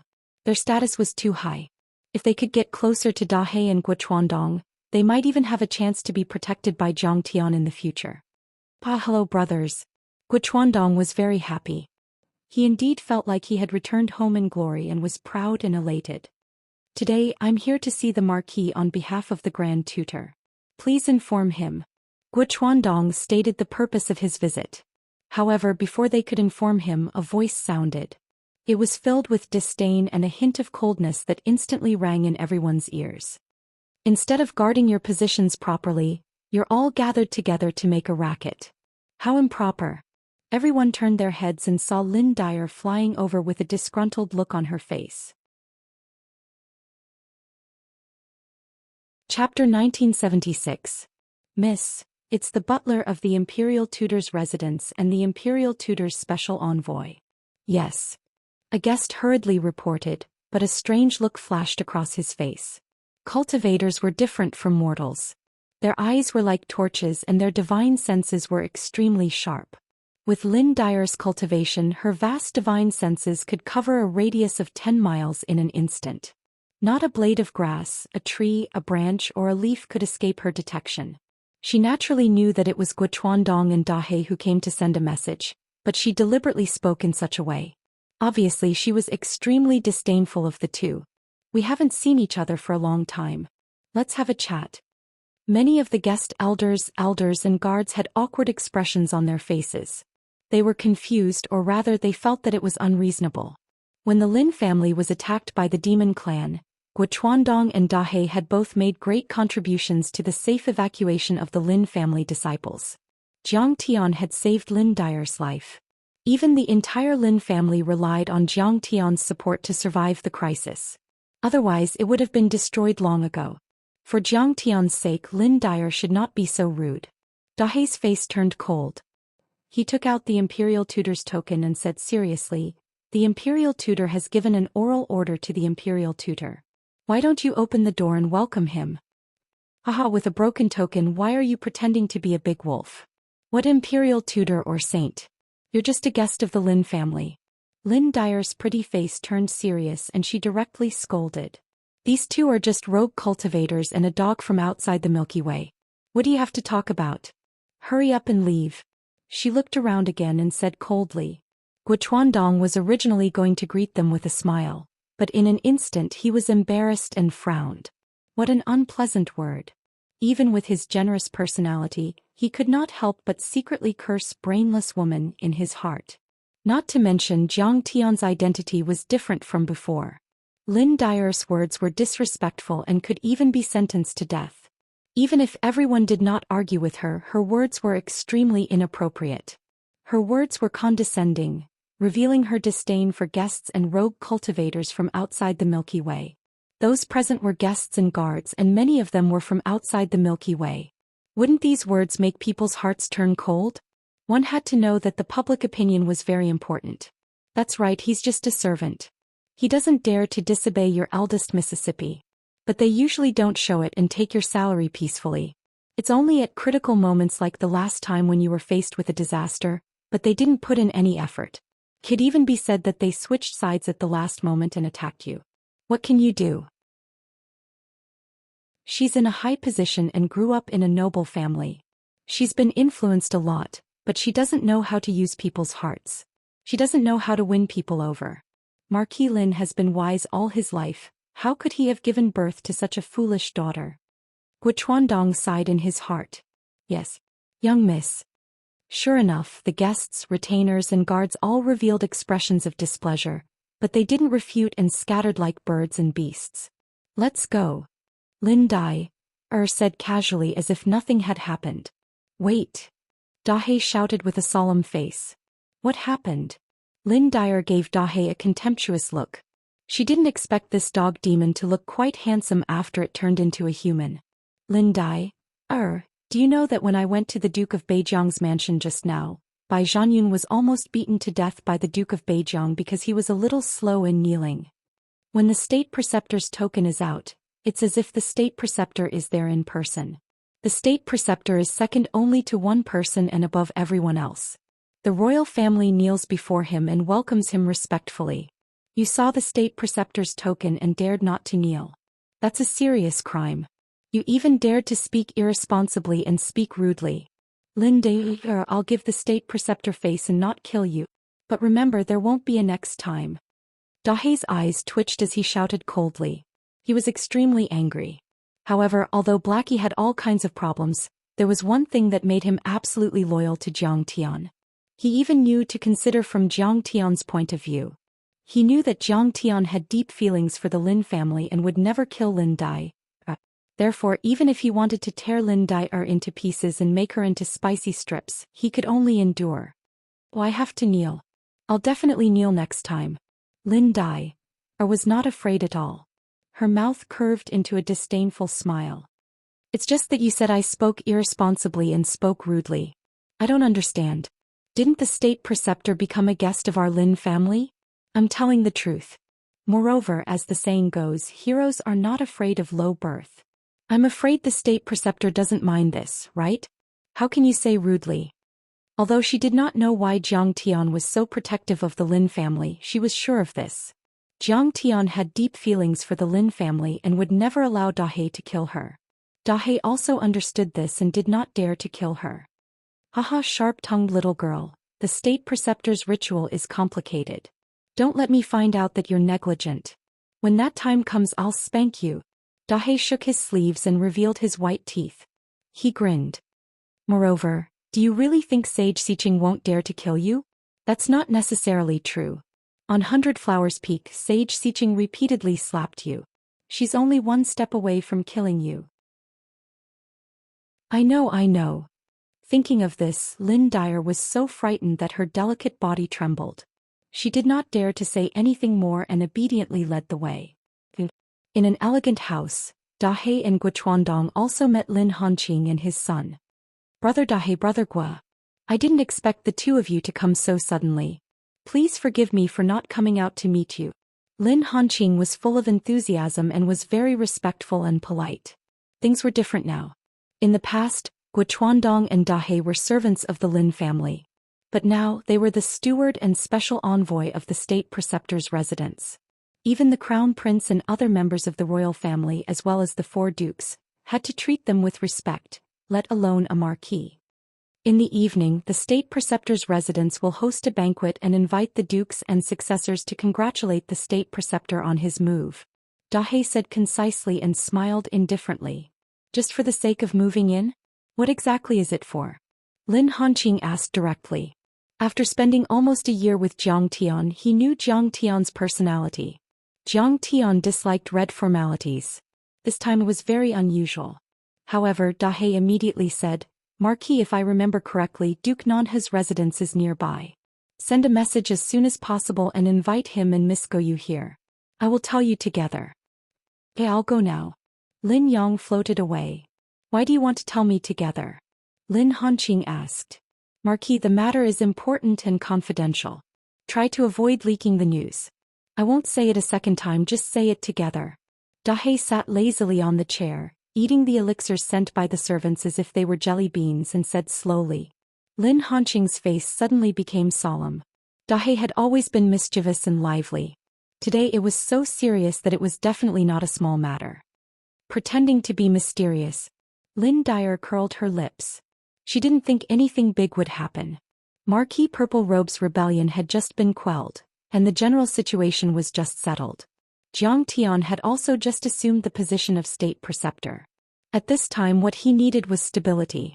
Logically speaking, how could Jiang Tian dare to act rashly? A moment later, Fang Jinlong and Fang Goyu also rushed over. Brother Dahe, you can speak freely. After a series of greetings, Lin Hanqing immediately activated a restriction to prevent the detection of divine sense.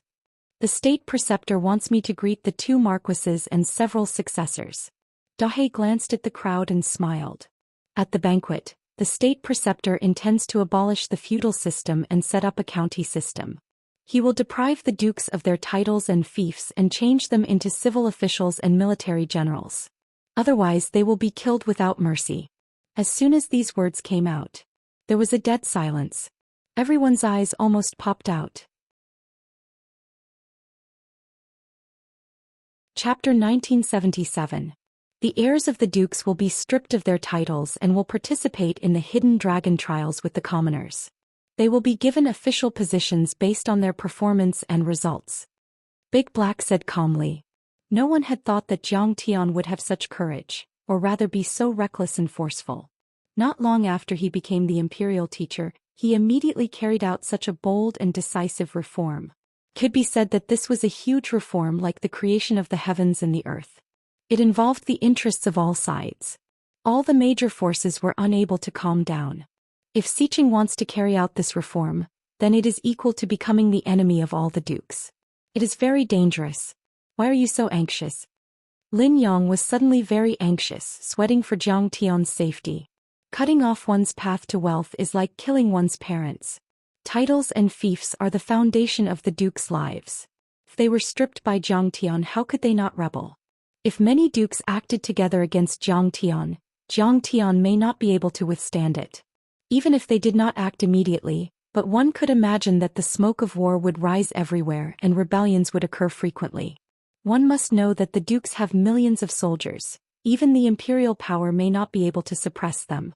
The Purple Marquis is connected to the 10,000 Demon Palace. What about the other dukes? They also have their own sects as their backing and even the shadow of the divine sect. If these sects participate in the struggle of the empire, then it will be a complete mess. Big Black did not change his expression, smiling. Young Marquis Lin, don't worry. You have never truly seen my master's strength. Moreover, my master's actions seem to be like moving clouds and flowing water, unpredictable and without order. But in reality he has always been meticulous, watertight, and has never failed. When these words came out, everyone was also speechless. Carefully recalling Zhang Tian's many deeds, he was indeed worthy of the evaluation of meticulous, watertight, and has never failed. The imperial teacher is so bold. Does he want to rewrite history?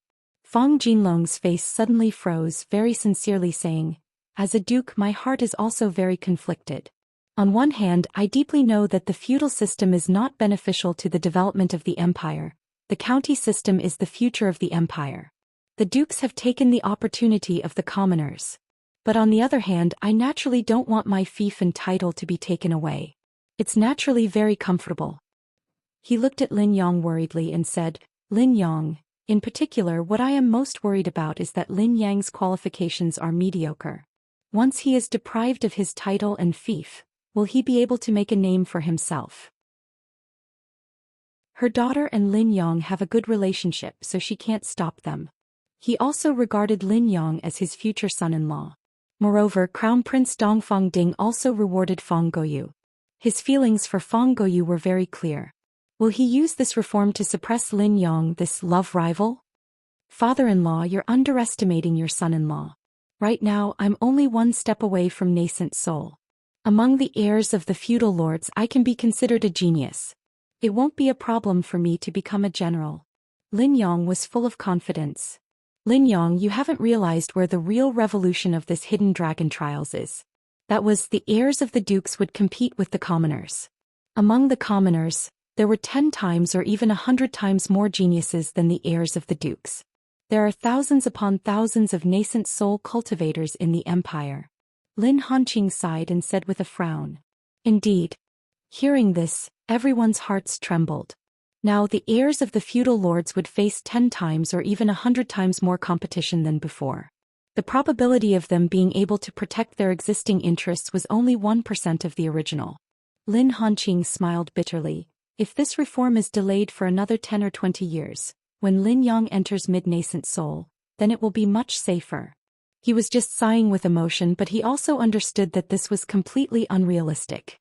Now Zhang Tian was second only to the emperor and above tens of thousands of people. How could he have the right to control Zhang Tian? At this moment Lin Dai frowned and said, Big Black, can you report to the imperial tutor and have him delay this reform by 10 years and continue the old system of enfeoffment? I'm not doing this for the personal benefit of the Lin family, but for the sake of the imperial tutor. If the feudal lords rebel, he will be a sinner for all eternity. Can even be said that he will die. Be careful with your words. Lin Hanqing and Fang Jinlong both shouted harshly. Lin Hanqing was so scared that he was sweating profusely. He apologized to Big Black. Big Black, it's all my fault for not disciplining her. That's why she has developed such a frivolous personality. Don't be angry. After this I will punish her well. Under the pressure of her father, Lin Dai did not say anything, but she was not convinced at all. This Jiang Xiqing, if the Lin family had not taken her in, she would have been just a rogue cultivator outside the river. She would have been homeless and homeless. She would have even been devoured by demons and monsters. How could she have the position of the imperial tutor now? In fact, with Zhang Tian's strength, even if he went to those holy lands or holy sects, he could be a giant or an elder. Zhang Tian did not come to the Lin family for many benefits. He came to the Lin family to make up for the kindness of his previous life. However, Lin Dai was a willful and narrow-minded person, so she did not think of this at all. Now that he has become the imperial tutor, he has turned his back on us. When making such a national policy, did he not consider the interests of the Lin family? What an ungrateful, heartless and ungrateful person. Thinking of this, Lin Dai was even more depressed and angry. Her disgust and dislike for Zhang Tian reached an unprecedented level. It doesn't matter. Dahe was not angry and said indifferently, in fact, I know your concerns. But I think with the wisdom of the master he has already thought about it. Moreover, the master has always been loyal and righteous. How can he ignore your interest? However, the master still carries out the new policy that seems to violate your interests. Do you know why? He sipped his tea and glanced at the crowd. Everyone shook their heads. Lin Hanqing said with a smile, "Brother Dahe, please enlighten us." "I don't want to enlighten you. It's just that I have been following the master for a long time and have been influenced by many of his ideas. I know something about it," Dahe said calmly. The master has always believed that he is the only one who can control everything in the world. Everything else is fleeting. In this world, strength is the most important. In addition to strength, cultivation methods and unique skills, and companions that can help each other, everything else is fleeting. Because the strength is too weak, it can be lost at any time. If the strength is strong, it can be obtained at any time. Authority, wealth, and the reverence of all. Groups of servants and numerous disciples. You possess a paradise, reside in a holy land of cultivation, and even control a vast expanse of land and territory. You can enjoy it, but don't be addicted to it and don't be restrained by it. These things, if you have magic skills and strength, even if you lose them, you can still get them back one day, right? Worldly possessions, don't despise them when you see them. Don't be discouraged when you lose them. You can get what you want and lose it when you want. Only then can you be free and detached. After that, he looked at the crowd with a smile. Chapter 1978. I am the only one who can control everything in the world. Everything else is just floating clouds. Wonderful. Especially the word, floating clouds, it's extremely vivid. Clap. Fang Jinlong murmured and thought. Suddenly, he slapped his thigh and said excitedly, "It's really better to listen to your words than to study for 10 years.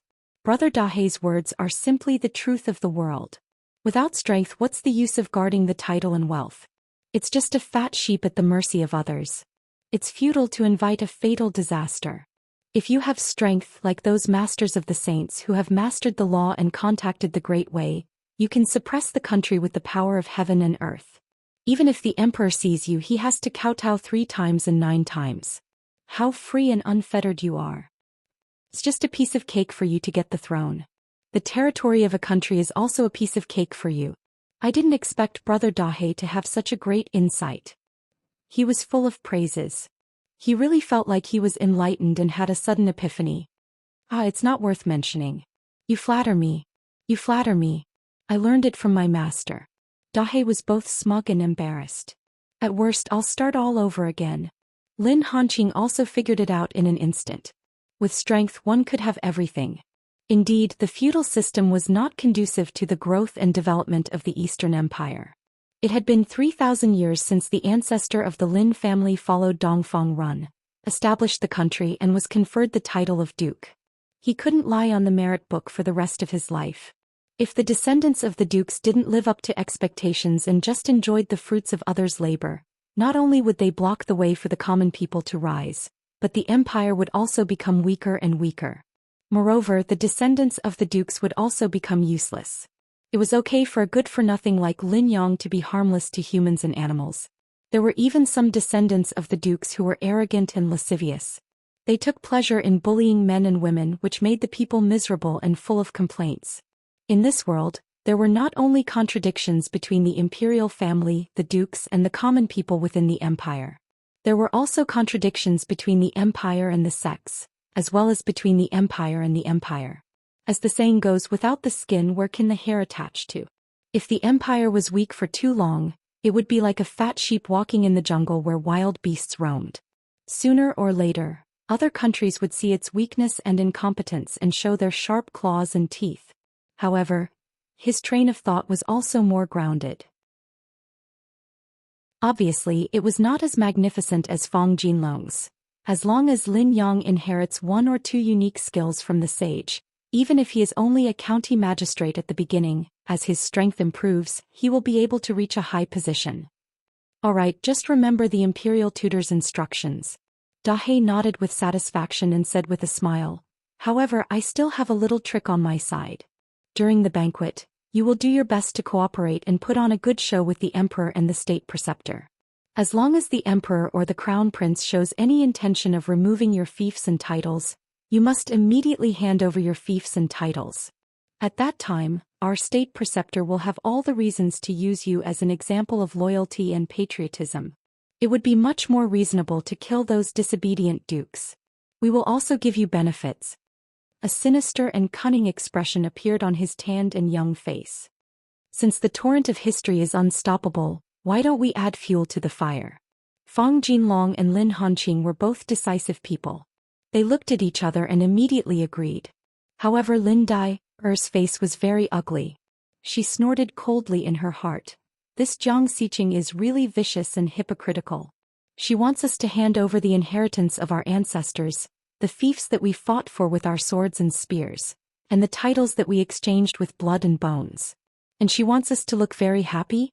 She is too unscrupulous. She is really a slave of 3 surnames.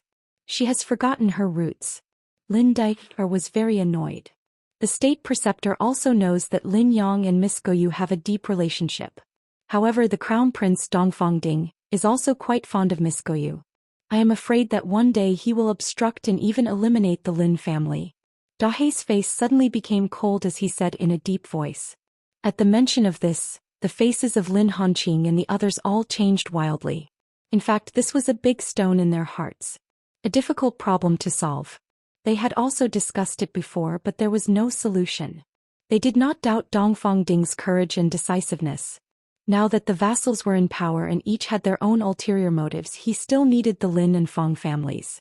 Once the vassals were pacified and he stabilized the country, he would definitely force Fang Goyu to marry him. If the Lin family dared to resist, he would absolutely destroy them. As long as the Lin family shows loyalty at the housewarming banquet, the state preceptor can immediately ask the emperor to grant a marriage. Eastern Lu looks at the big picture and ignores personal relationships. When the time comes, even the crown prince can't stop him. He can only hold his nose and bear it. Dahei said in a deep voice. "This is a brilliant plan." Lin Hanqing and Fang Jinlong both slapped their thighs as if they had been enlightened. At this time, Eastern Lu desperately wanted to take back the power of the vassals. This was more important than anything else. The most ruthless royal family. In Eastern Lu's eyes, personal relationships were not even worth a mention. In his opinion, so what if Dongfang Ding didn't marry Fang Goyu? What was the difference between the daughters of other families? However, if we support the state preceptor and voluntarily hand over our power and fiefs, what if the emperor doesn't accept the state preceptor's suggestion? What if the crown prince also resists? Who will be responsible for our family's losses? Lin Dai questioned coldly. Hearing this, even the usually good-tempered Guochuandong couldn't stand it. He was so angry that he gritted his teeth, the muscles on his face bulging. Why was this woman so confusing? She was talking as much nonsense as farts. Although the state preceptor had risen from the Lin family, had he ever received any favor from the Lin family? He had been helping the Lin family all this time. The state preceptor didn't owe the Lin family anything. He had saved you out of kindness, but it was also reasonable that he didn't save you. In the end, you were still giving him face. Don't say too much. Everything is up to the heavens. There's no such thing as a perfect plan in this world. Lin Hanqing said hurriedly. We've already engraved the state preceptor's willingness to worry about the marriage of the Lin couple. How can we ask for more? Fang Jinlong also said. It was like a drowning person was about to drown. Everyone else was either watching from the sidelines or helpless to do anything. At this time, someone was willing to help. However, the drowning person was asking the rescuer to guarantee that he would be saved. Wasn't this nonsense? Dahei frowned and his eyes were cold. Lin Dai had always been like this. If she was facing a sage-level expert, she would be timid like a believer meeting a god, not daring to disobey. However, she was sure that Jiang Tian would not kill her because of his feelings for the Lin family. Therefore, she became more and more unscrupulous. He said calmly, the state preceptor's strength is obvious to all. He is respected by the world. His words can be the law of the world. As long as he proposes the county system, I'm afraid the world will regard it as a standard and scramble to be loyal to him. The state preceptor told me in advance that he doesn't really need your support. He just hopes that you can react quickly in this mighty torrent of history, seize the opportunity and take advantage of the situation to gain something. The Lin family and the Fang family are the first to support him. They will gain face and benefits. If you don't support him, you will lose face, lose your benefits, and lose real benefits. Dahei's tone became a little more serious. Its eyes were arrogant, as if Lin Hanqing and the others were just a group of small potatoes that it could crush by raising its hand. Why does the state preceptor need the support of a few ants? Those who try to stop the chariot will be killed.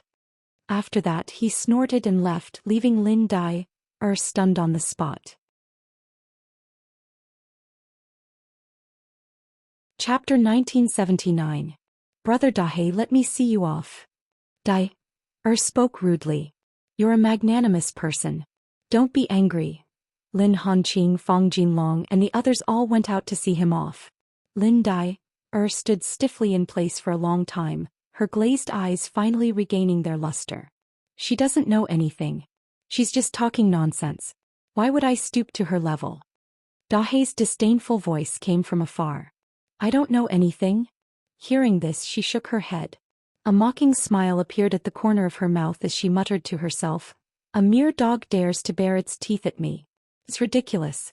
Is this what it means when a man achieves the Tao? Even his chickens and dogs will ascend to heaven? However, you've only been on this continent for a short time. You don't know the vastness of the world and how deep the waters of the empire are. Which duke doesn't have the backing of a hidden sect? It's just that no one is willing to show their sharp claws until it's time for a life-and-death battle. You're wrong. It's inevitable that the royal family will weaken day by day and eventually collapse. It's hard for the empire to recover. It's not something that you, Jiang Xiqing, can change. It's not like the royal family doesn't have any saints. However, can they change the situation of the rise of the dukes and the collapse of the royal family? In history, starting from Dongfangjia, there were countless outstanding talents, including the royal family and the ministers. They were impassioned and wanted to abolish the feudal system, but in the end they all met with reality and died. They were the laughing stock of the world. As she spoke, her eyes were filled with determination. In the imperial preceptor's residence. This little girl is too disgusting. If it's not for master's sake, I'll cut her into pieces. Jiang Dahei landed while cursing. How's the situation? Come in and we'll talk. Suddenly, a voice appeared in his mind. It was Jiang Tian telling him where he was. Yes. Dahei's face turned serious. Following Jiang Tian's guidance, he entered the back hall of the imperial preceptor's residence. As the place where Jiang Tian cultivated in seclusion, this place had been renovated according to Jiang Tian's suggestion. It had tall doors, big windows, and a large area. However, there were very few furnishings, giving people a feeling of loneliness and emptiness. A cloud bed, a pill furnace, a bookshelf, a table, and a treasure pavilion formed the living quarters of an important person. Beside the cloud bed, an exquisite copper stove was lit with sandalwood incense. Smoke rose in spirals from the stove as it hovered nearby. On the other hand, Jiang Tian sat upright on the bed of clouds. His face was blurry as if he was shrouded in green smoke. He couldn't tell if he was old or young, beautiful or ugly, but there was a sense of ethereal Taoist charm and majesty. The space around him seemed to have evolved into a transcendent place surrounded by clear air. Disciple pays his respects to Lord State Preceptor. Even though Dahei had followed Jiang Tian for a long time and had a lively personality, it couldn't help but lower its head and salute at this moment. There was a kind of trembling that came from the bottom of his heart, producing a feeling of alienation and distance. It was as if he was looking up at a tall mountain that he could not climb. Speak. Jiang Tian's eyes were half closed and his aura was ethereal and solemn. At this moment he was like a towering mountain that brought a heavy and oppressive feeling to people's hearts. However, there was a strange emptiness that appeared as if he existed here, but also as if he was far away in the sky. The devil's blade of heaven and earth in his hand was constantly stretching, expanding, and shrinking unpredictably. It had been completely refined by him. Many of Jiang Tian's magic treasures had been tainted by the immortal emperor's 9 heavens divine qi. This was more obvious than any sign. As the immortal emperor who overlooked the Milky Way as if he was looking at the lines on his palm, he could sense Jiang Tian's existence extremely quickly. Unless one day he figured out the immortal emperor's real plan and got rid of the shackles and control the possibility of controlling his destiny, Jiang Tian had to avoid the immortal emperor's observation. Therefore, Jiang Tian had also refined the devil's blade of heaven and earth that he had obtained from Sir God Qiling into a devil's sword. As he breathed in and out, all kinds of dharma tides in heaven and earth rose and surged. Even the rhythm of the great Tao was affected and resonated with it. At this moment his connection with heaven and earth was very strong. He was deeply involved with the Dharma and great Tao, even deeper than ordinary divine transformation realm experts. He had already surpassed the blessing of heaven and earth, of the divine transformation realm. It was as if a small universe had been born in his body, reflecting the heaven and earth outside, surpassing this part of heaven and earth. He was connected with the endless Dharma as vast as the sea and affected the great Tao as heavy as a mountain. He was like an arm that could move his fingers. His divine powers were unpredictable and he was omnipotent. Beside him Sir God Nyoben was floating in the void, like the shadow of a candle in the wind, drifting and appearing from time to time. He is only one step away from the divine transformation realm and he can even reach it in an instant. However, he seems to be suppressing his power on purpose to prolong the path of becoming immortal. He's tempering himself to become a peak-level god and a divine transformation realm expert of the highest level. He's like an innate god that was born by heaven and earth. It's as if his mind and body have been entrusted to the void at this moment. The heaven and earth inside his body are formed and connected with the outside world. It's as if this part of heaven and earth belongs to him. He has already surpassed the divine transformation realm. This is definitely a characteristic of the void return realm. Even if he's a divine transformation realm expert, he shouldn't be showing it. That's too heaven-defying. He had a human body and an ox head. His face was full of shock and he was dumbfounded as if he had seen a god. The relationship between the divine transformation realm and heaven and earth. In short, the divine transformation realm cultivators were like the sons of heaven and earth, who had been recognized by heaven and earth. They could mobilize the Dharma and even drive the great Tao, show powerful divine powers and even punish on behalf of heaven.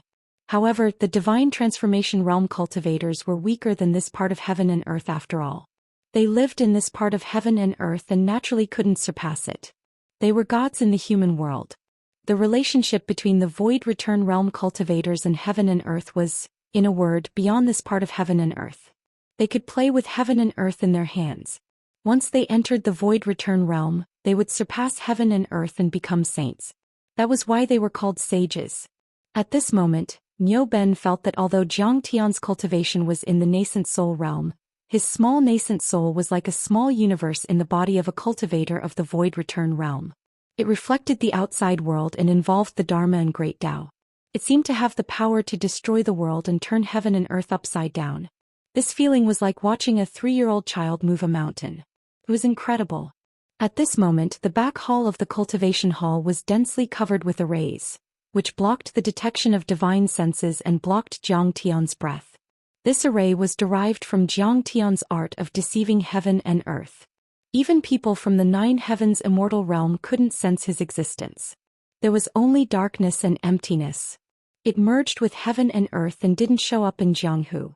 It was as ordinary as grass and as vague as a stone grain. Jiang Tian also dispersed his art of deceiving heaven and earth and revealed his full strength, which shocked Niu Ben. The Duke of Beijiang gave me the 5-dipper heavenly pill and wanted to bribe me. I felt that if I refused it would make him more vigilant. He would also be cautious about the information he gave me and wouldn't believe everything. Therefore I had to take it. I feel that my pure soul has been tarnished. Dahe sighed and said, I didn't want to be corrupt, but in order to gain people's trust and enter the enemy's inner circle, I had to sacrifice my conscience and reluctantly do it. It had to clean itself first. It's not a bad thing to be in the same world as light.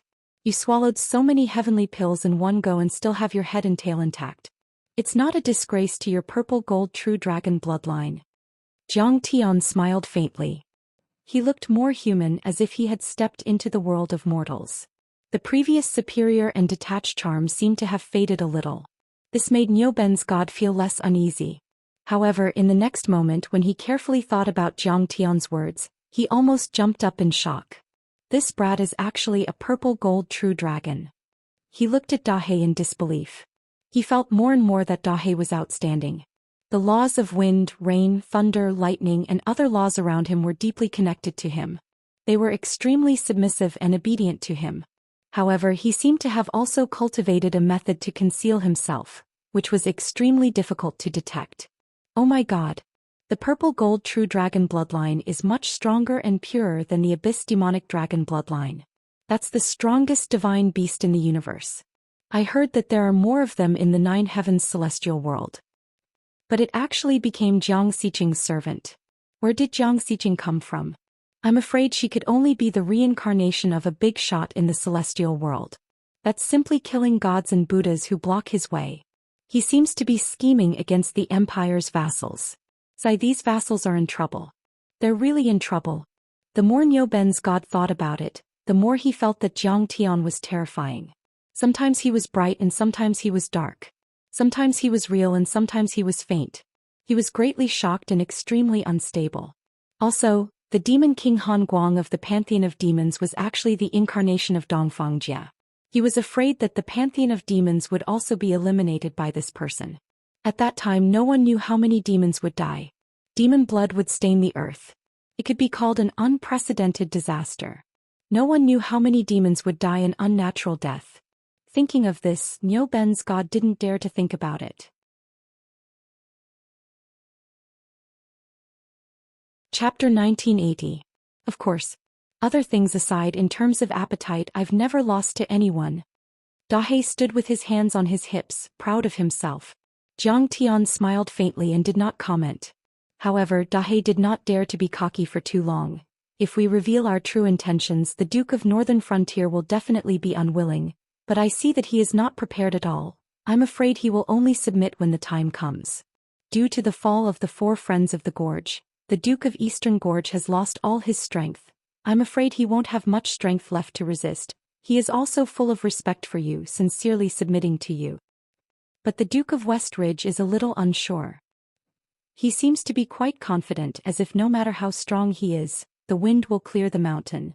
No matter how strong the wind is, he will remain unmoved. Dahe looked simple, but in fact he could see all aspects very clearly. He reported the situation of the dukes in detail. Does the Duke of West Ridge have connections with a sect? Does he have something to rely on? Jiang Tian frowned slightly.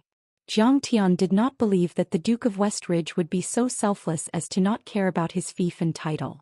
It was difficult for people to surpass their own class interests. History also had its own inertia. Even if Lin Hanqing and Fang Jinlong were loyal and patriotic people, and it was fine for them to work for the imperial family, they could not accept the imperial family stripping them of their hereditary titles for no reason.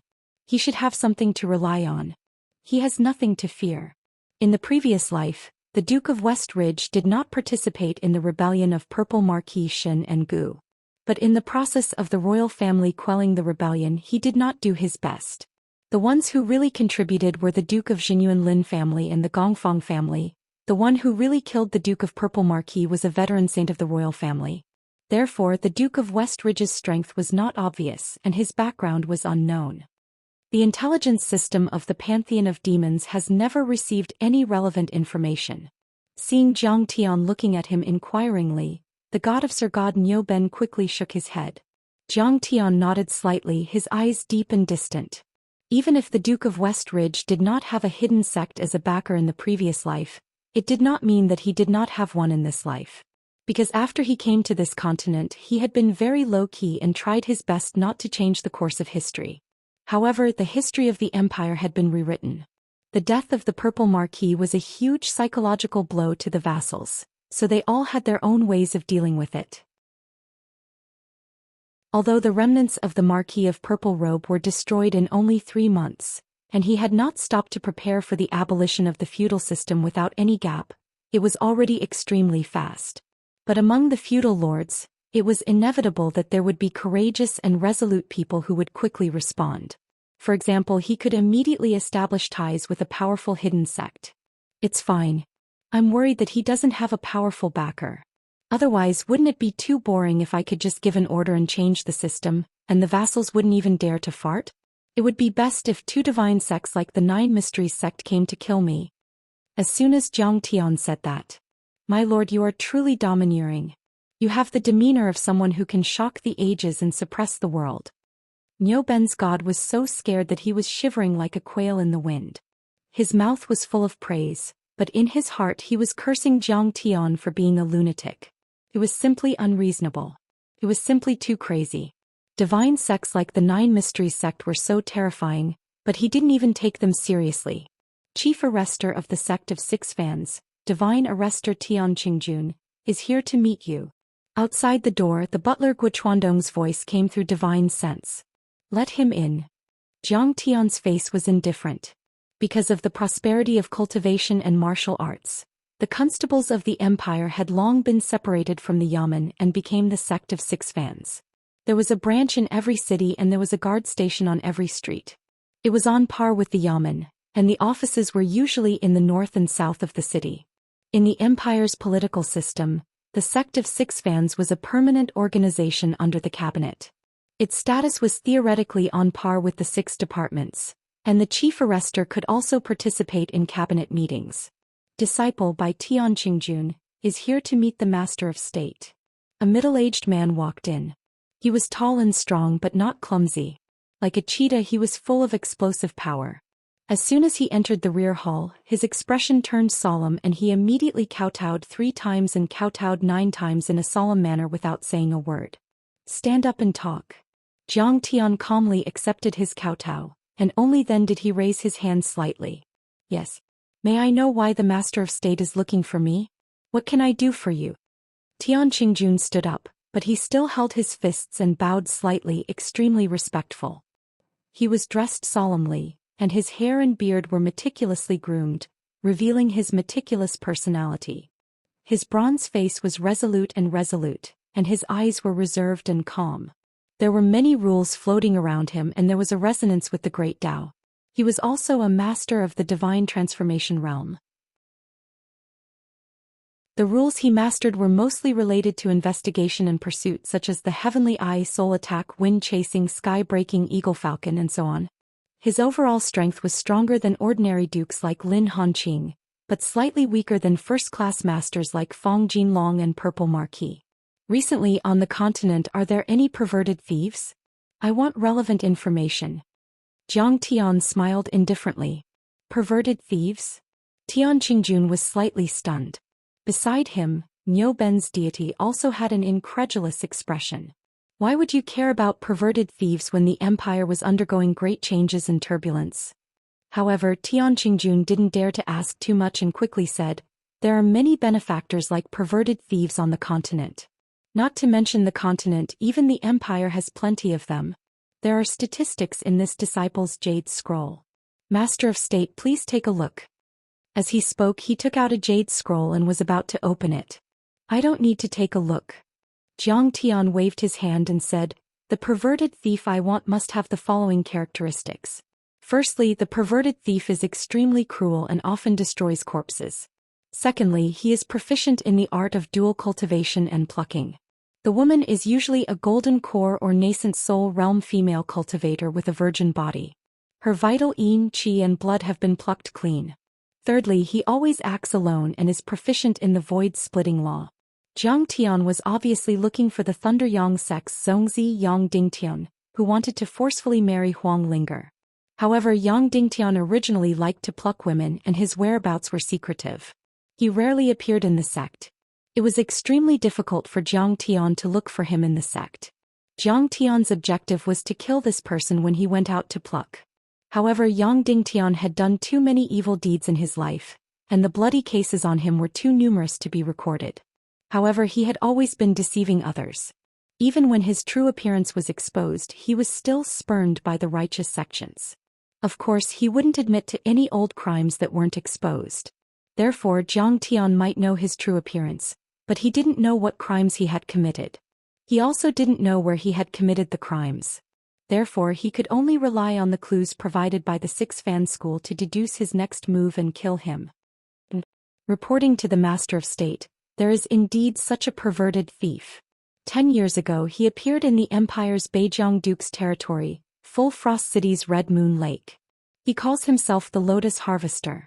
When Tian Qingjun heard this, his expression turned serious as he spoke solemnly. He specializes in hunting young female cultivators. This thief has a cruel character and is worse than a beast.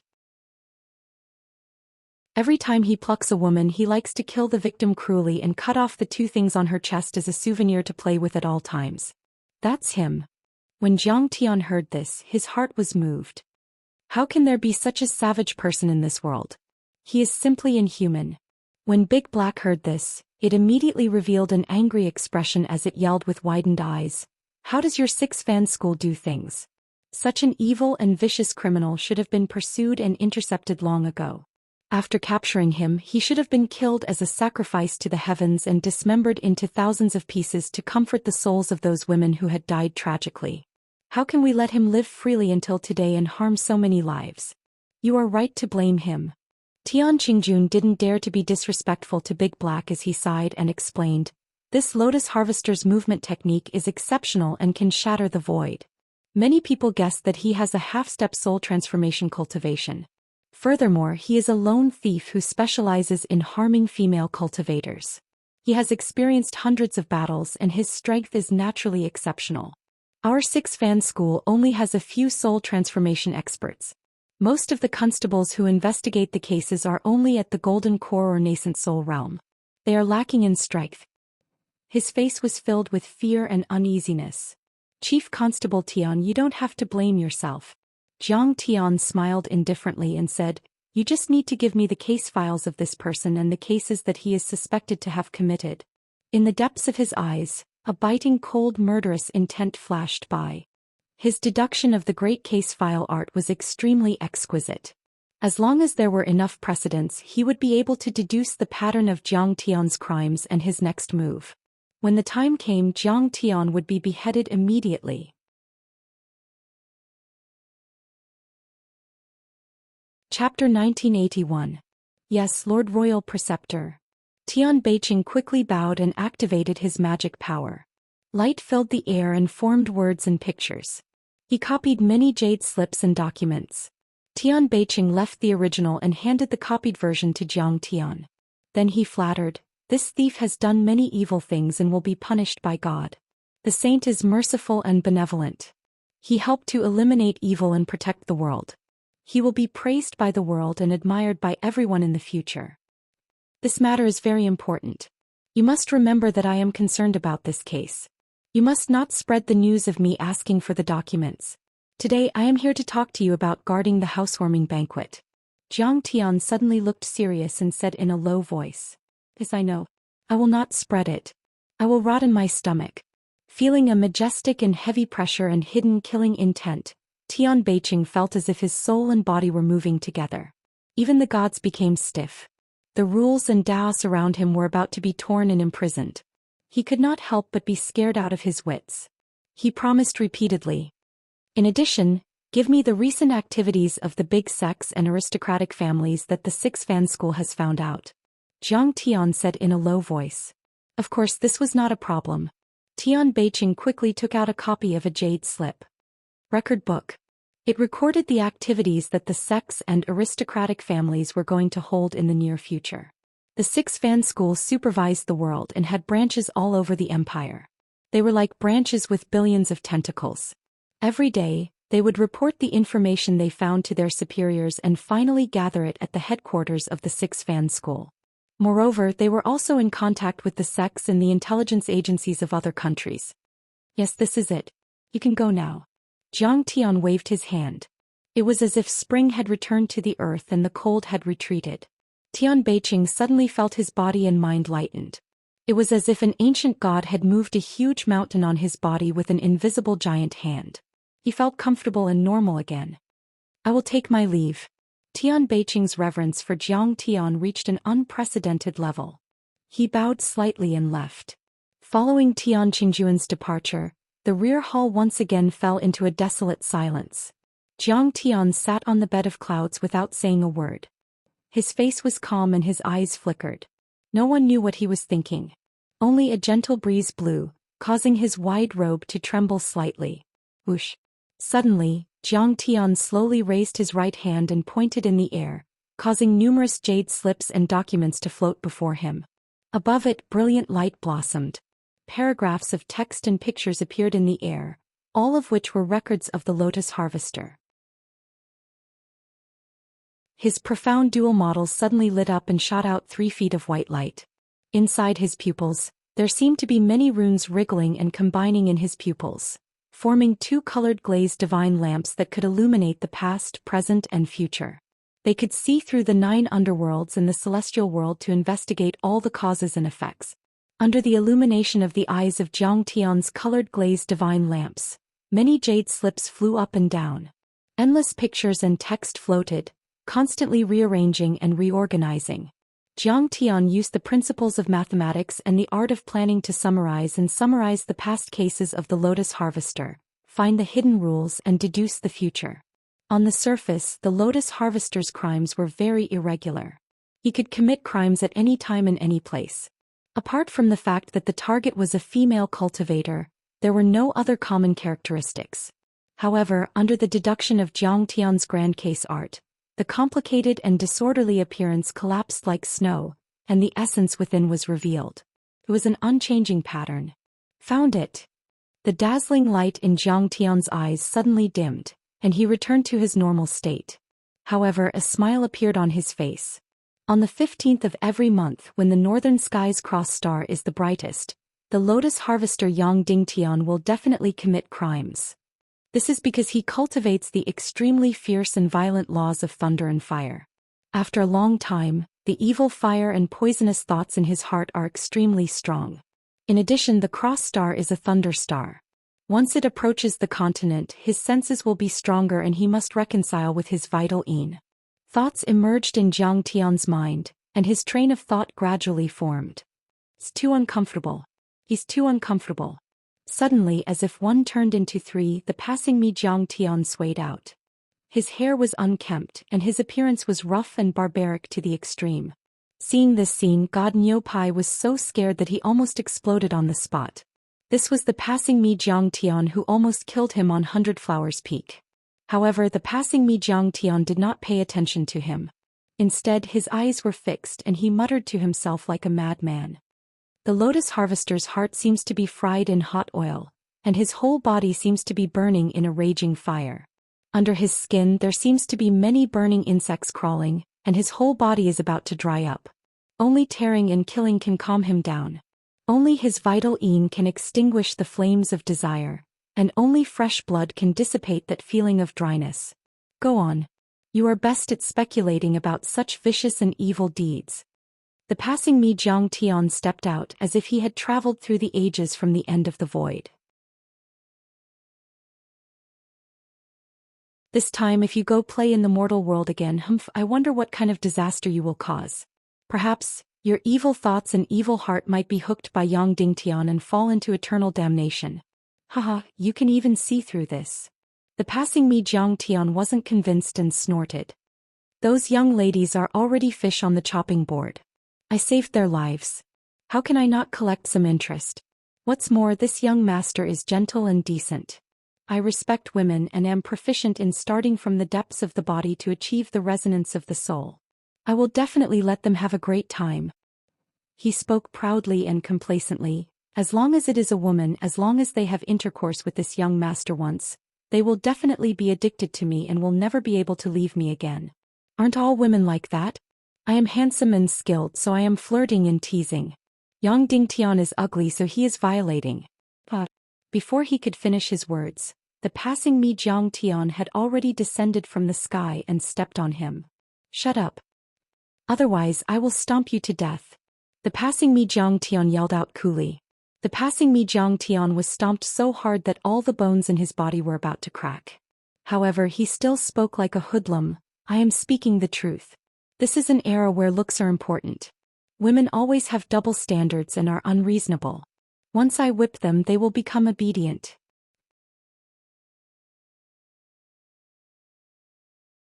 Chapter 1982. Zhang Tian said, Daowa, this time you will go and kill Yang Dingtian. Remember, you need to hide your tracks and conceal your identity. Don't have any connection with Huang Linger. I'm afraid that the one above the 9 heavens will notice. Got it. Zhang Tian's eyes were deep as he nodded solemnly. Huang Linger came from Earth, so this matter was open and honest. Once Jiang Tian and Huang Linger had a connection. The immortal emperor would be able to figure out Jiang Tian's true identity in a matter of seconds. Jiang Tian didn't want his every move to be watched by a giant of the immortal world for the next hundreds or thousands of years. Daowa, I will be in charge of the back hall. During the housewarming banquet, you will deal with the nobles and suppress the forces behind them. You can kill more people, the more the better. Jiang Tian said in a deep voice. Why, didn't you dislike me for being reckless and having a strong killing intent? Dao was snorted with dissatisfaction. The giants of the immortal world look down on all the worlds. Their divine senses are as vast as the sea of stars, which is naturally terrifying. However, they have the same limitations as ordinary people. They are far from knowing everything and occupying the past, present, and future. Jiang Tian said in a deep voice. They look down on the lower realm universe just like how mortals go to a library. They first enter the branch library, then enter different areas, then look at the bookshelves, then the book titles, the table of contents, and finally every chapter, paragraph, and text. Unless it's a very interesting situation, the giants of the immortal world won't look down on the lower realm. Even if they occasionally glance at the bookshelves and book titles, they won't open them for a closer look. It's like you would only occasionally glance at an ant's nest on the road and not squat down to take a closer look. This is the arrogance of a higher life form towards a lower life form. What we need to do is to turn this housewarming banquet into a very eye-catching and wonderful book, or even an exquisite bookshelf full of books. However, the matter of killing Yang Dingtian could only be a small line of words hidden in a lousy book. Only in this way will we be able to avoid the prying eyes of that big shot from the immortal world. Jiang Tian glanced at Shirwa and Daowa and said coldly. Jiang Tian nodded without any change in his expression. He glanced at the actions of the various sects and families in recent days and secretly memorized them in his heart. He said, "Shall we start?" "Yeah, I can't wait to kill." Jiang Tian's eyes shone with an ominous glint. He was eager to give it a try. Jiang Tian's real body sat upright on the cloud bed. He nodded slightly and said calmly, "You too, let's do it.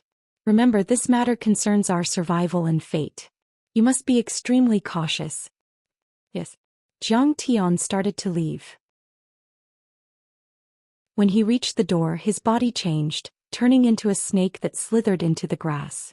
When he reached the pond in the back garden, the snake entered the water, startling a group of maidservants who were playing in the water. One after another they ran to the shore. The snake seemed to have been startled, and with a shake of its body, it transformed into a big koi fish and swam along the river towards the blue river outside the mansion. The blue river was full of spiritual qi, and the water plants were abundant, nourishing all living things. Many creatures had developed spiritual intelligence and were full of wisdom. They were close to becoming monsters. However, they lived together with humans since they were young and were close to humans. They were not killed or expelled by humans. The big koi fish swam to the bottom of the river, avoiding the pecking of the spiritual cranes and the sneak attack of the alligator snapping turtles. At the city gate, it turned into a frog and jumped ashore. After a few steps, it came to the woods and grass. A moment later, a white civet cat came out of the jungle and walked around the trees. Its blue eyes looked left and right, then it kept moving in the shadows, sticking to the ground and walls. Finally, it climbed to the top floor of a restaurant, squatted there and waited quietly. Suddenly, a flying boat pulled by a wind spirit bird passed by. The white civet cat jumped and landed on the flying boat. There were a few simple words on the flying boat. Imperial capital, giant stone city. The art of deceiving the heavens and concealing the earth is the best at transformation. Guillaume's 100 transformations are traceless. I think even the big shots of the 9 heavens immortal world can't detect it. Jiang Tian's original body sat on the cloud bed and retracted his divine sense. He sighed with a calm expression, and there was some satisfaction in his tone. "It's time for me to appear, right?"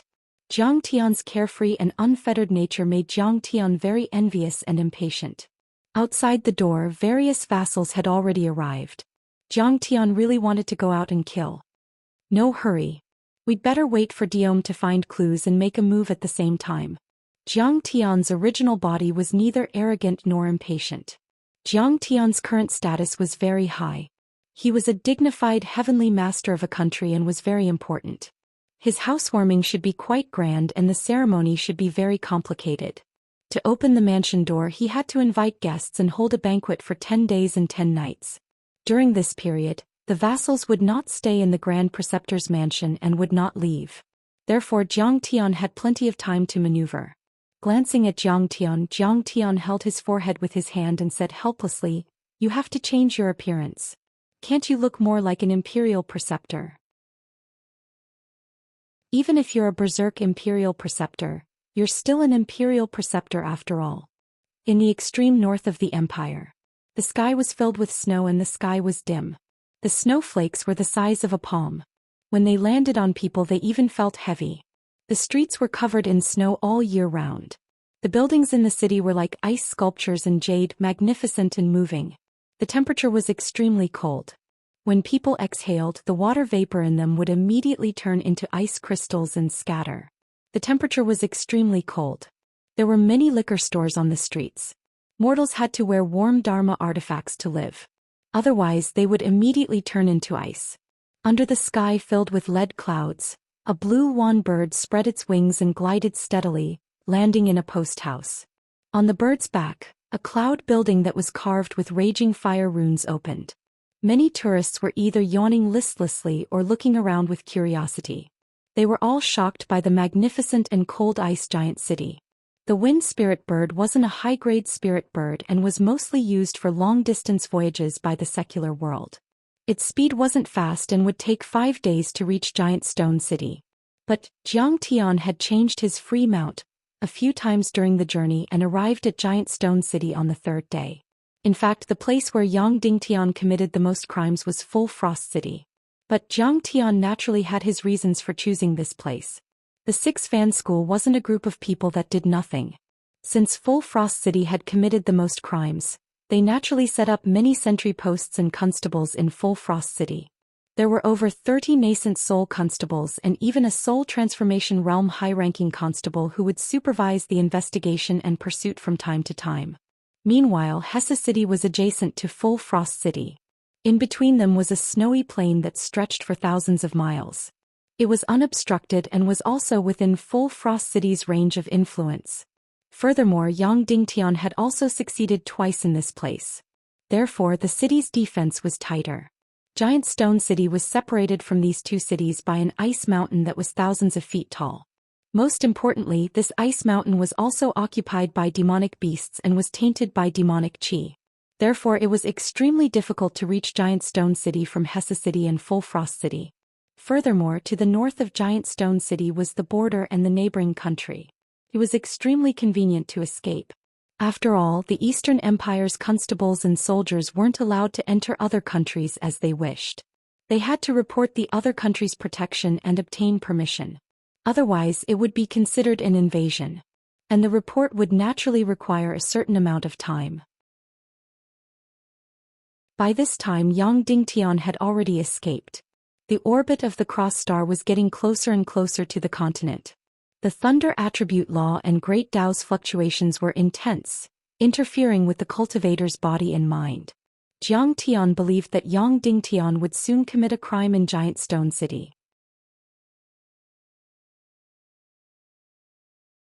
Chapter 1983. A young girl dressed in red fur clothes, about 17 or 18 years old, walked out of the Cloud Tower's cabin door with light steps and walked down the stairs.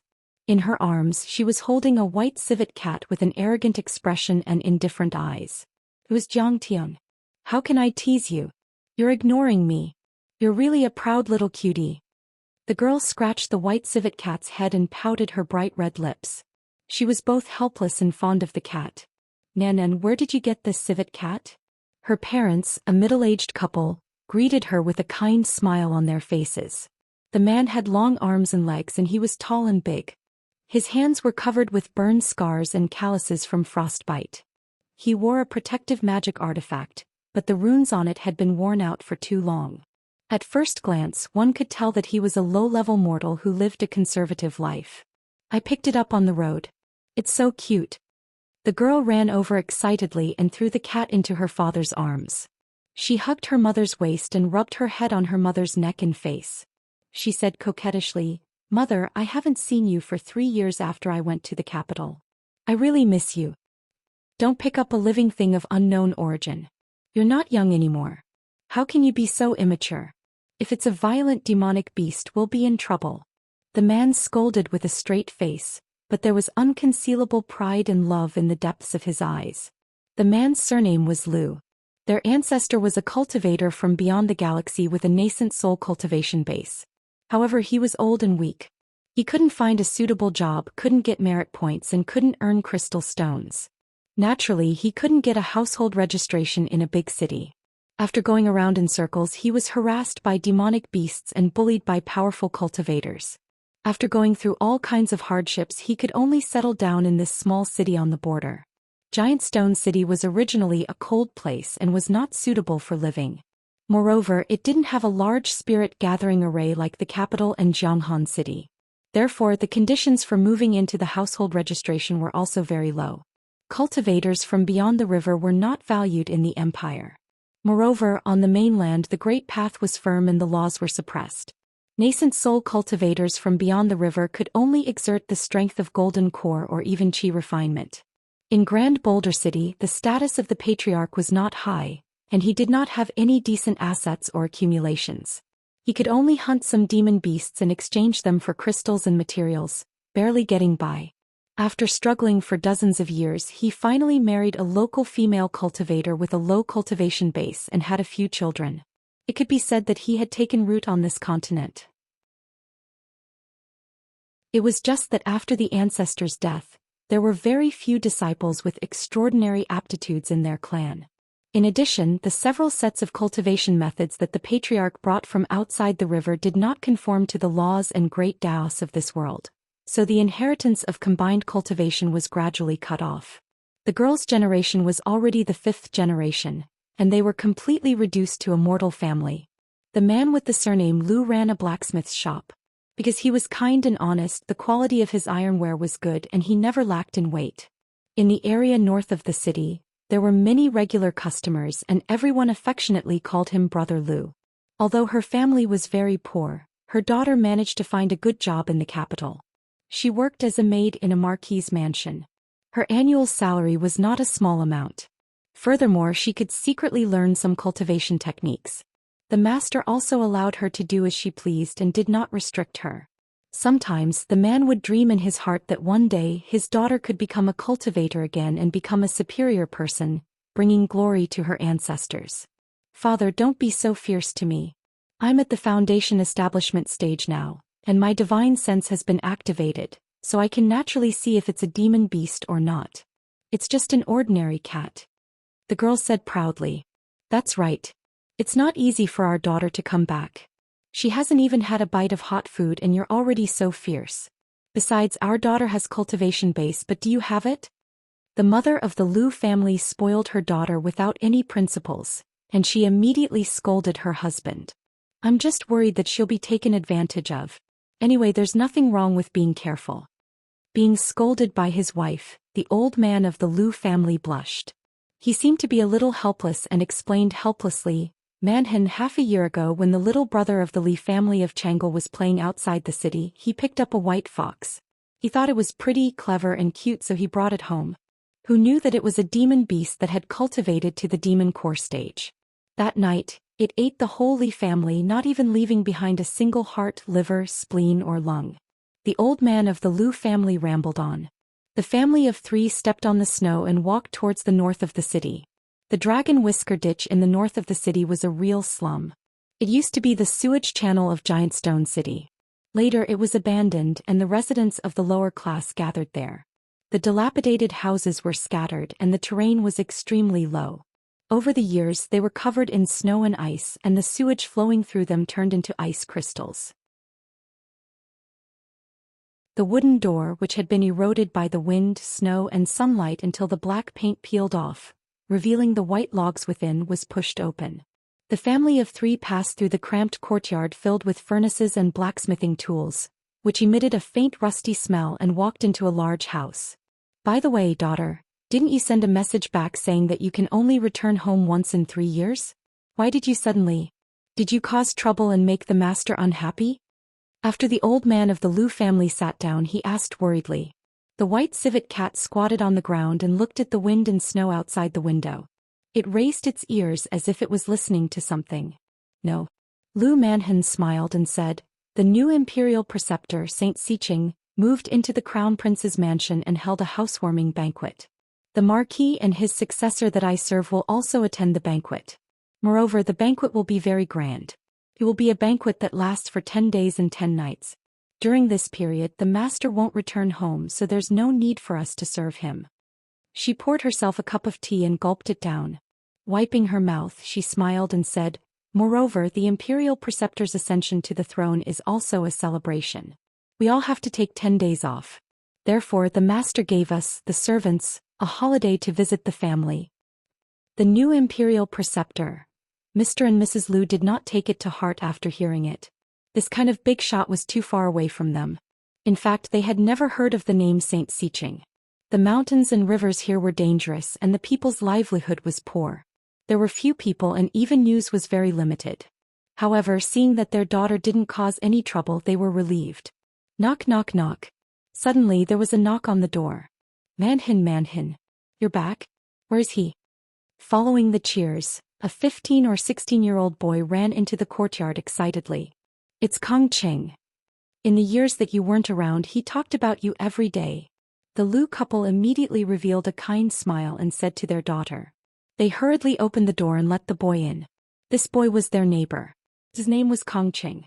The ancestor of the Kong family was also an extragalactic cultivator. He had a close relationship with the Lu family's ancestor. They used to travel all over the empire to make a living together. They killed demon beasts together and fought bandits together. They were people who could trust each other with their backs. However, after 1,000 years, the Kong family was no longer as glorious as it used to be. The Kong family's father was a hunter, and the Kong family's mother worked as a maid in a rich family. She usually sewed and mended clothes to supplement the family's income. The two families had been friends for generations and were neighbors. Naturally, they were close. Kong Cheng and Lu Manhen could be said to be childhood sweethearts. They were like siblings. Especially in the past few years when Lu Manhen was in the capital, Kong Cheng had been helping the Lu family. When the old couple was injured or sick, he was the one who ran around to get medicine. If there were any hooligans who wanted to bully them, he was the one who protected them and stood up for them.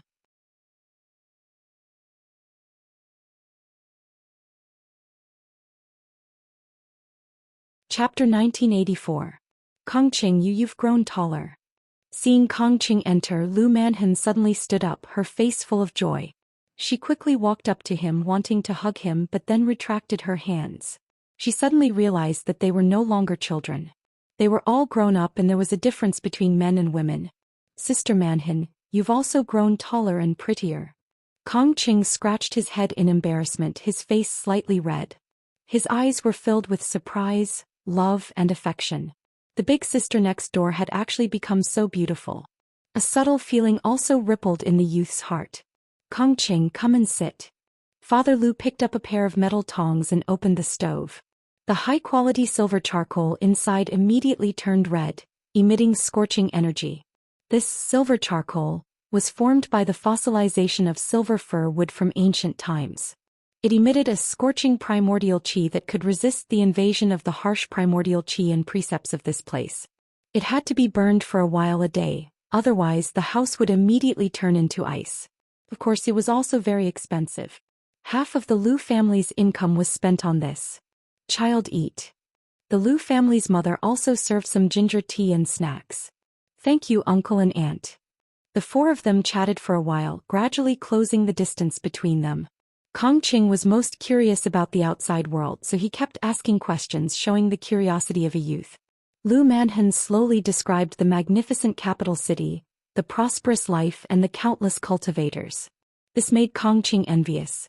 The more he listened, the more excited he became. His eyes lit up as he clenched his fists and said excitedly, "Tonight I'll talk to father. I also want to leave Boulder City and go to the capital. I want to see the bigger world." However, Lu Manhen did not say that she had already reached the foundation establishment stage. Because she knew that Kong Cheng had always wanted to cultivate. However, he did not have the opportunity to join any sect, nor did he have the opportunity to enter the Capital Institute. Because the empire did not have an institute. The system of the empire was hereditary. The family ruled the world, not the empire. The imperial power was weak. The 6 departments of the imperial court, as well as the official positions, were only equivalent to sending out representatives. In the territories of the vassals, they did not have any law enforcement power. There was no government-run institute for the commoners. The promotion channels for the lower-class people were almost completely blocked. Not everyone was so lucky as to be able to find a job in a feudal lord's mansion and be able to get close to cultivators like him. Moreover, this marquis was a good-tempered and benevolent person. He didn't care about his own cultivation and just let him do as he pleased. Only the rise of the imperial tutor, Sage Xiqing, gave her a glimmer of hope. Because he was also an extragalactic cultivator. Many extragalactic cultivators were spreading rumors that the imperial preceptor would implement a series of new policies that would benefit the extragalactic cultivators. Moreover, some of them had already been implemented. You just came back, so I'll treat you to a meal. Let's go to the pines and cranes. When the sky gradually darkened, Kong Qing suddenly got up and invited him with a smile. Building of pines and cranes? It's so expensive. This child, your father earned some money from hunting. It's not easy. Don't waste it. Old man Lu hurriedly stopped him and nagged. I'll cook. I'll roast a chicken and some snow lotus vegetables. Your father even sent over a deer leg some time ago. I'll make some bacon for it. After steaming it, it'll be another good dish. I'll heat up a pot of wine. This. When he said this, Kong Qing blushed and flushed. He was in a dilemma. In his heart, he wanted to treat Lu Manhen to a meal. There were many things he wanted to ask her and many things he wanted to tell her. Moreover, the money he used was earned from his hard work outside, not from his father. However, he was indeed a loyal, filial and righteous child. He knew that in order to maintain the family's livelihood, his father often suffered. In order to save money, when his mother sewed alone at home, she couldn't even bear to burn silver charcoal. She was so cold that her hands were full of frostbite. Should he eat at home? Old man, are you confused? Kong Qing looks at your orange face all day long. Hasn't he seen enough? What's there to eat with you? Let's eat outside. Mother Lu suddenly pinched her husband and scolded. Oh, yes. You two haven't seen each other for a few years. Let's talk about something personal. Old man Lu immediately understood and laughed. However, Mother Lu called her daughter into the room and took out a small cloth bag from the cabinet. Inside it were a few scattered pieces of low-grade crystals. She said, Daughter, you must not let Kong Qing spend money. He has helped our family a lot over the years. Take this money, it should be enough for a meal. Mother, I have money. Lu Manhen hurriedly refused. The cost of living in the capital is high.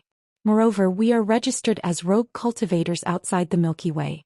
We don't get the same pay for equal work. Your salary is low, can you save money? Her mother asked worriedly. The royal family was the noblest, followed by the feudal lords. Below them were the civil officials, generals and commoners. However, all the natives were higher than the cultivators outside the Milky Way. The first generation of rogue cultivators outside the Milky Way and the first 5 generations of rogue cultivators all indicated that even if they did the same work as the native cultivators and did the same amount of work, they often received only 1/3 of the latter's pay or even less. At least in the capital, the residents outside the Milky Way and the natives already get the same pay for equal work. Lu Manhen said half jokingly. Moreover, the feudal lord I serve is also a man who takes advantage of the situation. In order to please the state preceptor before the holidays, he increased my salary for the past few years by several times. Now I have tens of thousands of low-grade crystals on me. So much money. Mother Lu immediately fell into a state of ecstasy and shock. She then grabbed her daughter's sleeve and asked in confusion, But why did you say that the Duke increased your reward in order to curry favor with the state preceptor? Hey. Because the state preceptor is a rogue cultivator outside the Milky Way. Rumor has it that he comes from the Black Sun star field. Lu Manhen smiled proudly and said, And we are also from the Black Sun star field. When the feudal lords saw the state preceptor, wouldn't the state preceptor be very happy? After all, the feudal lord also took care of his fellow countrymen. But is there such an amazing genius in the Black Sun star field? He actually reached the position of state preceptor. Mother Lu was shocked. Just now I gave this civet some deer leg meat but it didn't eat it. What a picky eater. I can't even bear to eat it myself. I have to eat it with wine. When Lu Manhan turned to leave, she heard her father grumbling.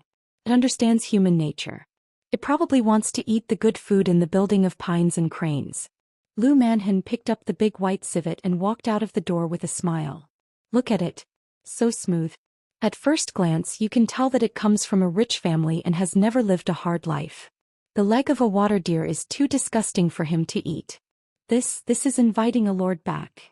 Father Lu sighed helplessly behind her.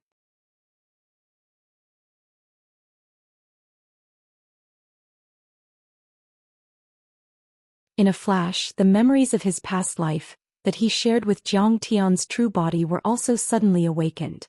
Some hidden memories surfaced. This year in his previous life, during the Snowdance Palace competition, a master suddenly broke in and killed all the women of the northern sect after defiling them. The others weren't spared as well and they were all annihilated. The Lotus Harvester was done by Yang Dingtian. However, the Snowdance sect was originally a small sect. There were at least 10,000 of them in the empire. Naturally, this matter was drowned in the vast history books. Even Jiang Tian could not think of it in an instant. After all, he had lived for a long time. In his previous life he had stayed in this world for a long time. There were many things to do and the information was jumbled up. How could he remember in an instant? Sigh, if only I could go and take a look. When Kong Qing heard the surrounding discussions, he couldn't help but let out a long sigh and was filled with yearning. He already knew that apart from inviting some experts from the Northern Territory to spectate the competition, there were also some quotas that were open to the public. However, these quotas weren't something that could be obtained by just anyone. One either had to pay 100,000 crystals or have a cultivation that was above the nascent soul realm. And Kong Qing naturally didn't have either of these. However, at this moment, a luxuriously dressed youth walked in sloppily. There were 7 or 8 bodyguards following behind him. Each of them had a strict aura and had a cultivation. This young man was quite handsome, but his eyes were sinister, giving people a feeling of viciousness and cunning. He was wearing a white mink coat, but he was still waving a folding fan in his hand in the cold weather. He was labeled as pretentious and showy. Oh, isn't this young Master Bai? Welcome, welcome. There's a private room upstairs. A waiter's face was filled with joy as he bowed and welcomed him. Young Master Bai. Young Master Bai is here for a meal. Everyone present stood up and greeted him warmly. Their eyes were either fearful or fawning. This young Master Bai was the son of the city lord of Boulder City, Bai Yulong. He was a distant relative of the Northern Territory Duke and had a cultivation level. He was a golden core cultivator. In the local area no one dared to provoke him. However, the moment Kong Qing saw that it was young Master Bai, his face was filled with fear and his body trembled slightly. 3 years ago, the Lu family's father had forged a batch of armor for the Bai family's private soldiers. The Bai family owed the wages and Kong Qing helped to ask for them. Coincidentally, young Master Bai happened to see him and he was almost beaten to death. Kong Qing had been lying in bed for half a year before he regained his senses. What's wrong? Lu Manhan asked softly, a look of worry and surprise on her face. Nothing. The stubborn youth didn't want to show weakness and fear in front of the girl he loved. He forced a smile and pretended to be calm as he picked up food for the girl. Everyone eat and drink well. Young Master Bai and Bai Yulong did not notice the existence of the two people. They casually cupped their hands and greeted in a circle. Suddenly he took out 2 gilded invitations from the storage ring, patted them in his hand and said with a smile, "Everyone who wants the tickets to the Snow Dance Palace competition. I have a surplus here, hee." As soon as his voice fell, the crowd suddenly became restless. Immediately, a young man dressed as a noble young master stood up and said, "Young Master Bai, I offer 30,000 low-grade crystals. I wonder if you are willing to part with one? 30,000? Brother, have you just woken up from a dream?" Next to him, a guest dressed as a rich businessman immediately shouted, "This is the Snow Dance Sect competition. The participants are all stunning beauties with powerful cultivation. Not only is it highly ornamental, but it can also increase one's knowledge, stimulate one's potential and achieve the ultimate sublimation. How much is it? Let's not talk about it. The highest bidder gets it." Bai Yulong said with a smile. 100,000 low-grade crystals, one give it to me. And 150,000 for an invitation. I offer 200,000, I want one. For a time the whole place was filled with the sound of bidding. Is this the charm of cultivation? When Kong Qing heard this he could not help but be stunned and speechless. He deeply felt that it was worth coming to the building of pines and cranes this time. It was an eye-opener. An invitation to watch the competition was actually worth 20 years of his family's income. If he did not see it with his own eyes he would not dare to believe it. A moment later, the two invitations were bought by a rich businessman with gold core cultivation at a high price of 500,000 low-grade crystals. This small auction was considered to have come to an end. Sister Manhin, I heard that to join a cultivation sect like the Snow Dance sect, one has to pay 1,000,000 low-grade crystals a year. I don't know if it's true or not. Seeing that Bai Yulong was about to leave, the young man relaxed and asked with bright eyes. He was full of curiosity about the cultivation world. Indeed. After all, Lu Manhin had stayed in the capital and had seen more. She smiled gently. Because there is a conflict between the North and South factions within the Snow Dance sect, they are all expanding and recruiting talents, so the standard of worship is lowered. In fact, under normal circumstances if you want to join such a sect, you have to pay several times more. Sigh. I don't know when I can join such a sect and become a cultivator. Kong Qing could not help but sigh. However, at this time, a voice full of sarcasm suddenly sounded beside him. Isn't this Kong Qing of the Hunter family? You've recovered quite quickly, you can get out of bed already. But who is this beauty beside you? Can you introduce her to me? When he turned his head and saw Bai Yulong's malicious smile, Kong Cheng's heart fell into the nine-nether abyss.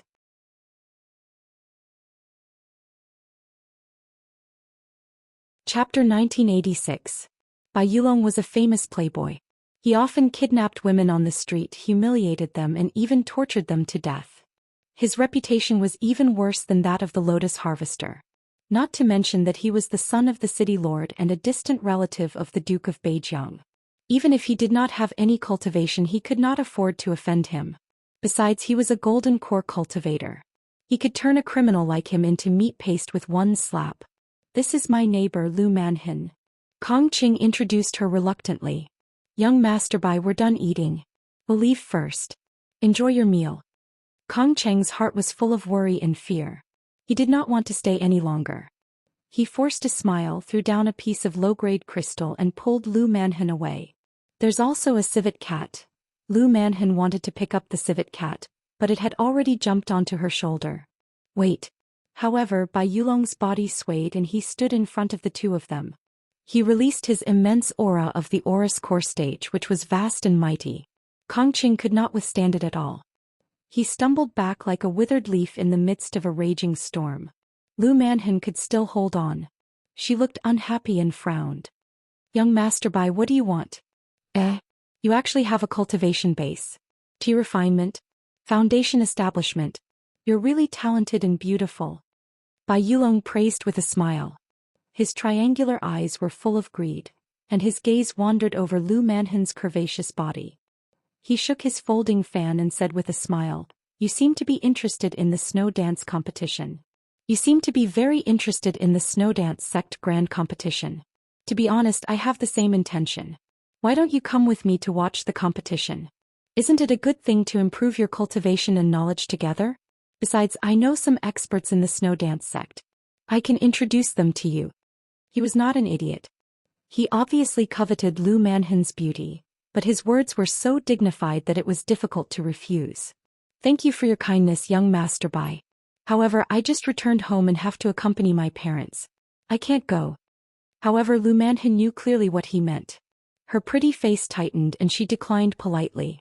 Without waiting for Bai Yulong to react, he hurriedly pulled Kong Qing away. Wait. Bai Yulong stretched out his hand and his true essence surged. The might of a golden core perfected lord was unleashed and he pulled the two of them back as if he was controlling them. Run. Wonderful. He wrapped his arm around Lu Manhin's slender waist, his right hand reaching into the girl's clothes, his hands moving up and down, revealing an expression of extreme enjoyment. Master Bai, you've gone too far. What do you want? Kongqing fell to the ground and crawled to his feet. He glared at Bai Yulong and shouted angrily, but his words came to an abrupt halt. The other party had already made a move. Was there a need to ask what the other party wanted? His beloved goddess was blasphemed right in front of his face. Kongqing was overwhelmed with shock and anger. He was completely stunned. Blood rushed to his head and the veins on his forehead were throbbing.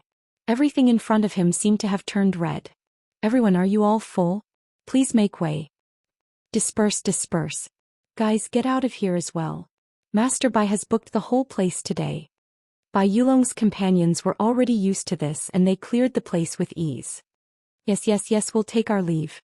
Master Bai, enjoy yourself and have a beautiful night. Many rich businessmen and young masters cupped their fists and left. They were cold and indifferent and they even made harmless jokes. The social class of the empire was torn apart not only between the nobles and the commoners, but also within the commoners. The joy and sorrow of different social classes were not the same. The difference in distance between social classes was even greater than that between different species. In their eyes, Kongqing and Lu Manhin, the descendants of poor cultivators from beyond the Milky Way, were not of the same kind. So what if they were insulted? Even if they were killed, so what? Kongqing, save me. Only then did Lu Manhin realize the huge gap between Foundation establishment and Golden Core cultivators. It was like a chasm between heaven and earth.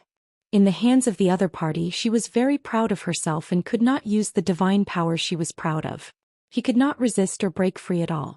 Tears filled her eyes and she let out a shrill cry. Kongqing. Lu Manhin's cry was like a bolt of lightning that struck Kongqing's mind, waking him up and dispelling the bloody fog in front of him, allowing him to see the reality clearly. Like a drunk person, his mind was in a mess. Kongqing did not know how he picked up a chair, rushed to Bai Yulong's side and smashed it down. He also did not know how Bai Yulong summoned his true essence and sent him flying more than 10 meters away in an instant, blood spurting from his mouth and nose. So smooth. In the midst of the chaos, huge feet stomped down fiercely, as heavy as a mountain. With every stomp, Kongqing felt his bones shatter. In the midst of the chaos, he heard Bai Yulong's mocking voice. No one noticed that when the raccoon landed silently on the ground, its cold eyes suddenly lit up with a blazing light, looking even more eerie. Under this flash of light, an invisible wave of mana enveloped the building of pines and cranes, causing the area to suddenly darken. It was as if the clouds had covered the moon, and the heavenly secrets were blocked. No one could see the inside story. Sister Manhin. It's a pity that I'm not a cultivator. Through the gaps between the figures, Kongqing could see that Lu Manhin had been stripped naked and was being pressed down by Bai Yulong. Bai Yulong was actually doing that in the main hall. How does it feel good? Bai Yulong's mind was twisted and he had a wicked sense of humor.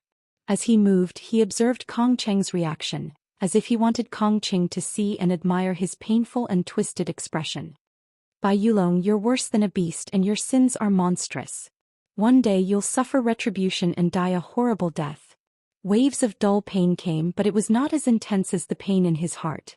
Kongqing's eyes were about to split open and he gritted his teeth. Tears of blood rolled down his cheeks, and he let out a hoarse roar like an injured beast. Kill him. Bai Yulong's cold voice sounded. With a chi-la sound, one of the followers waved his hand, and a sharp wind blade erupted from his palm and slashed towards Kongqing.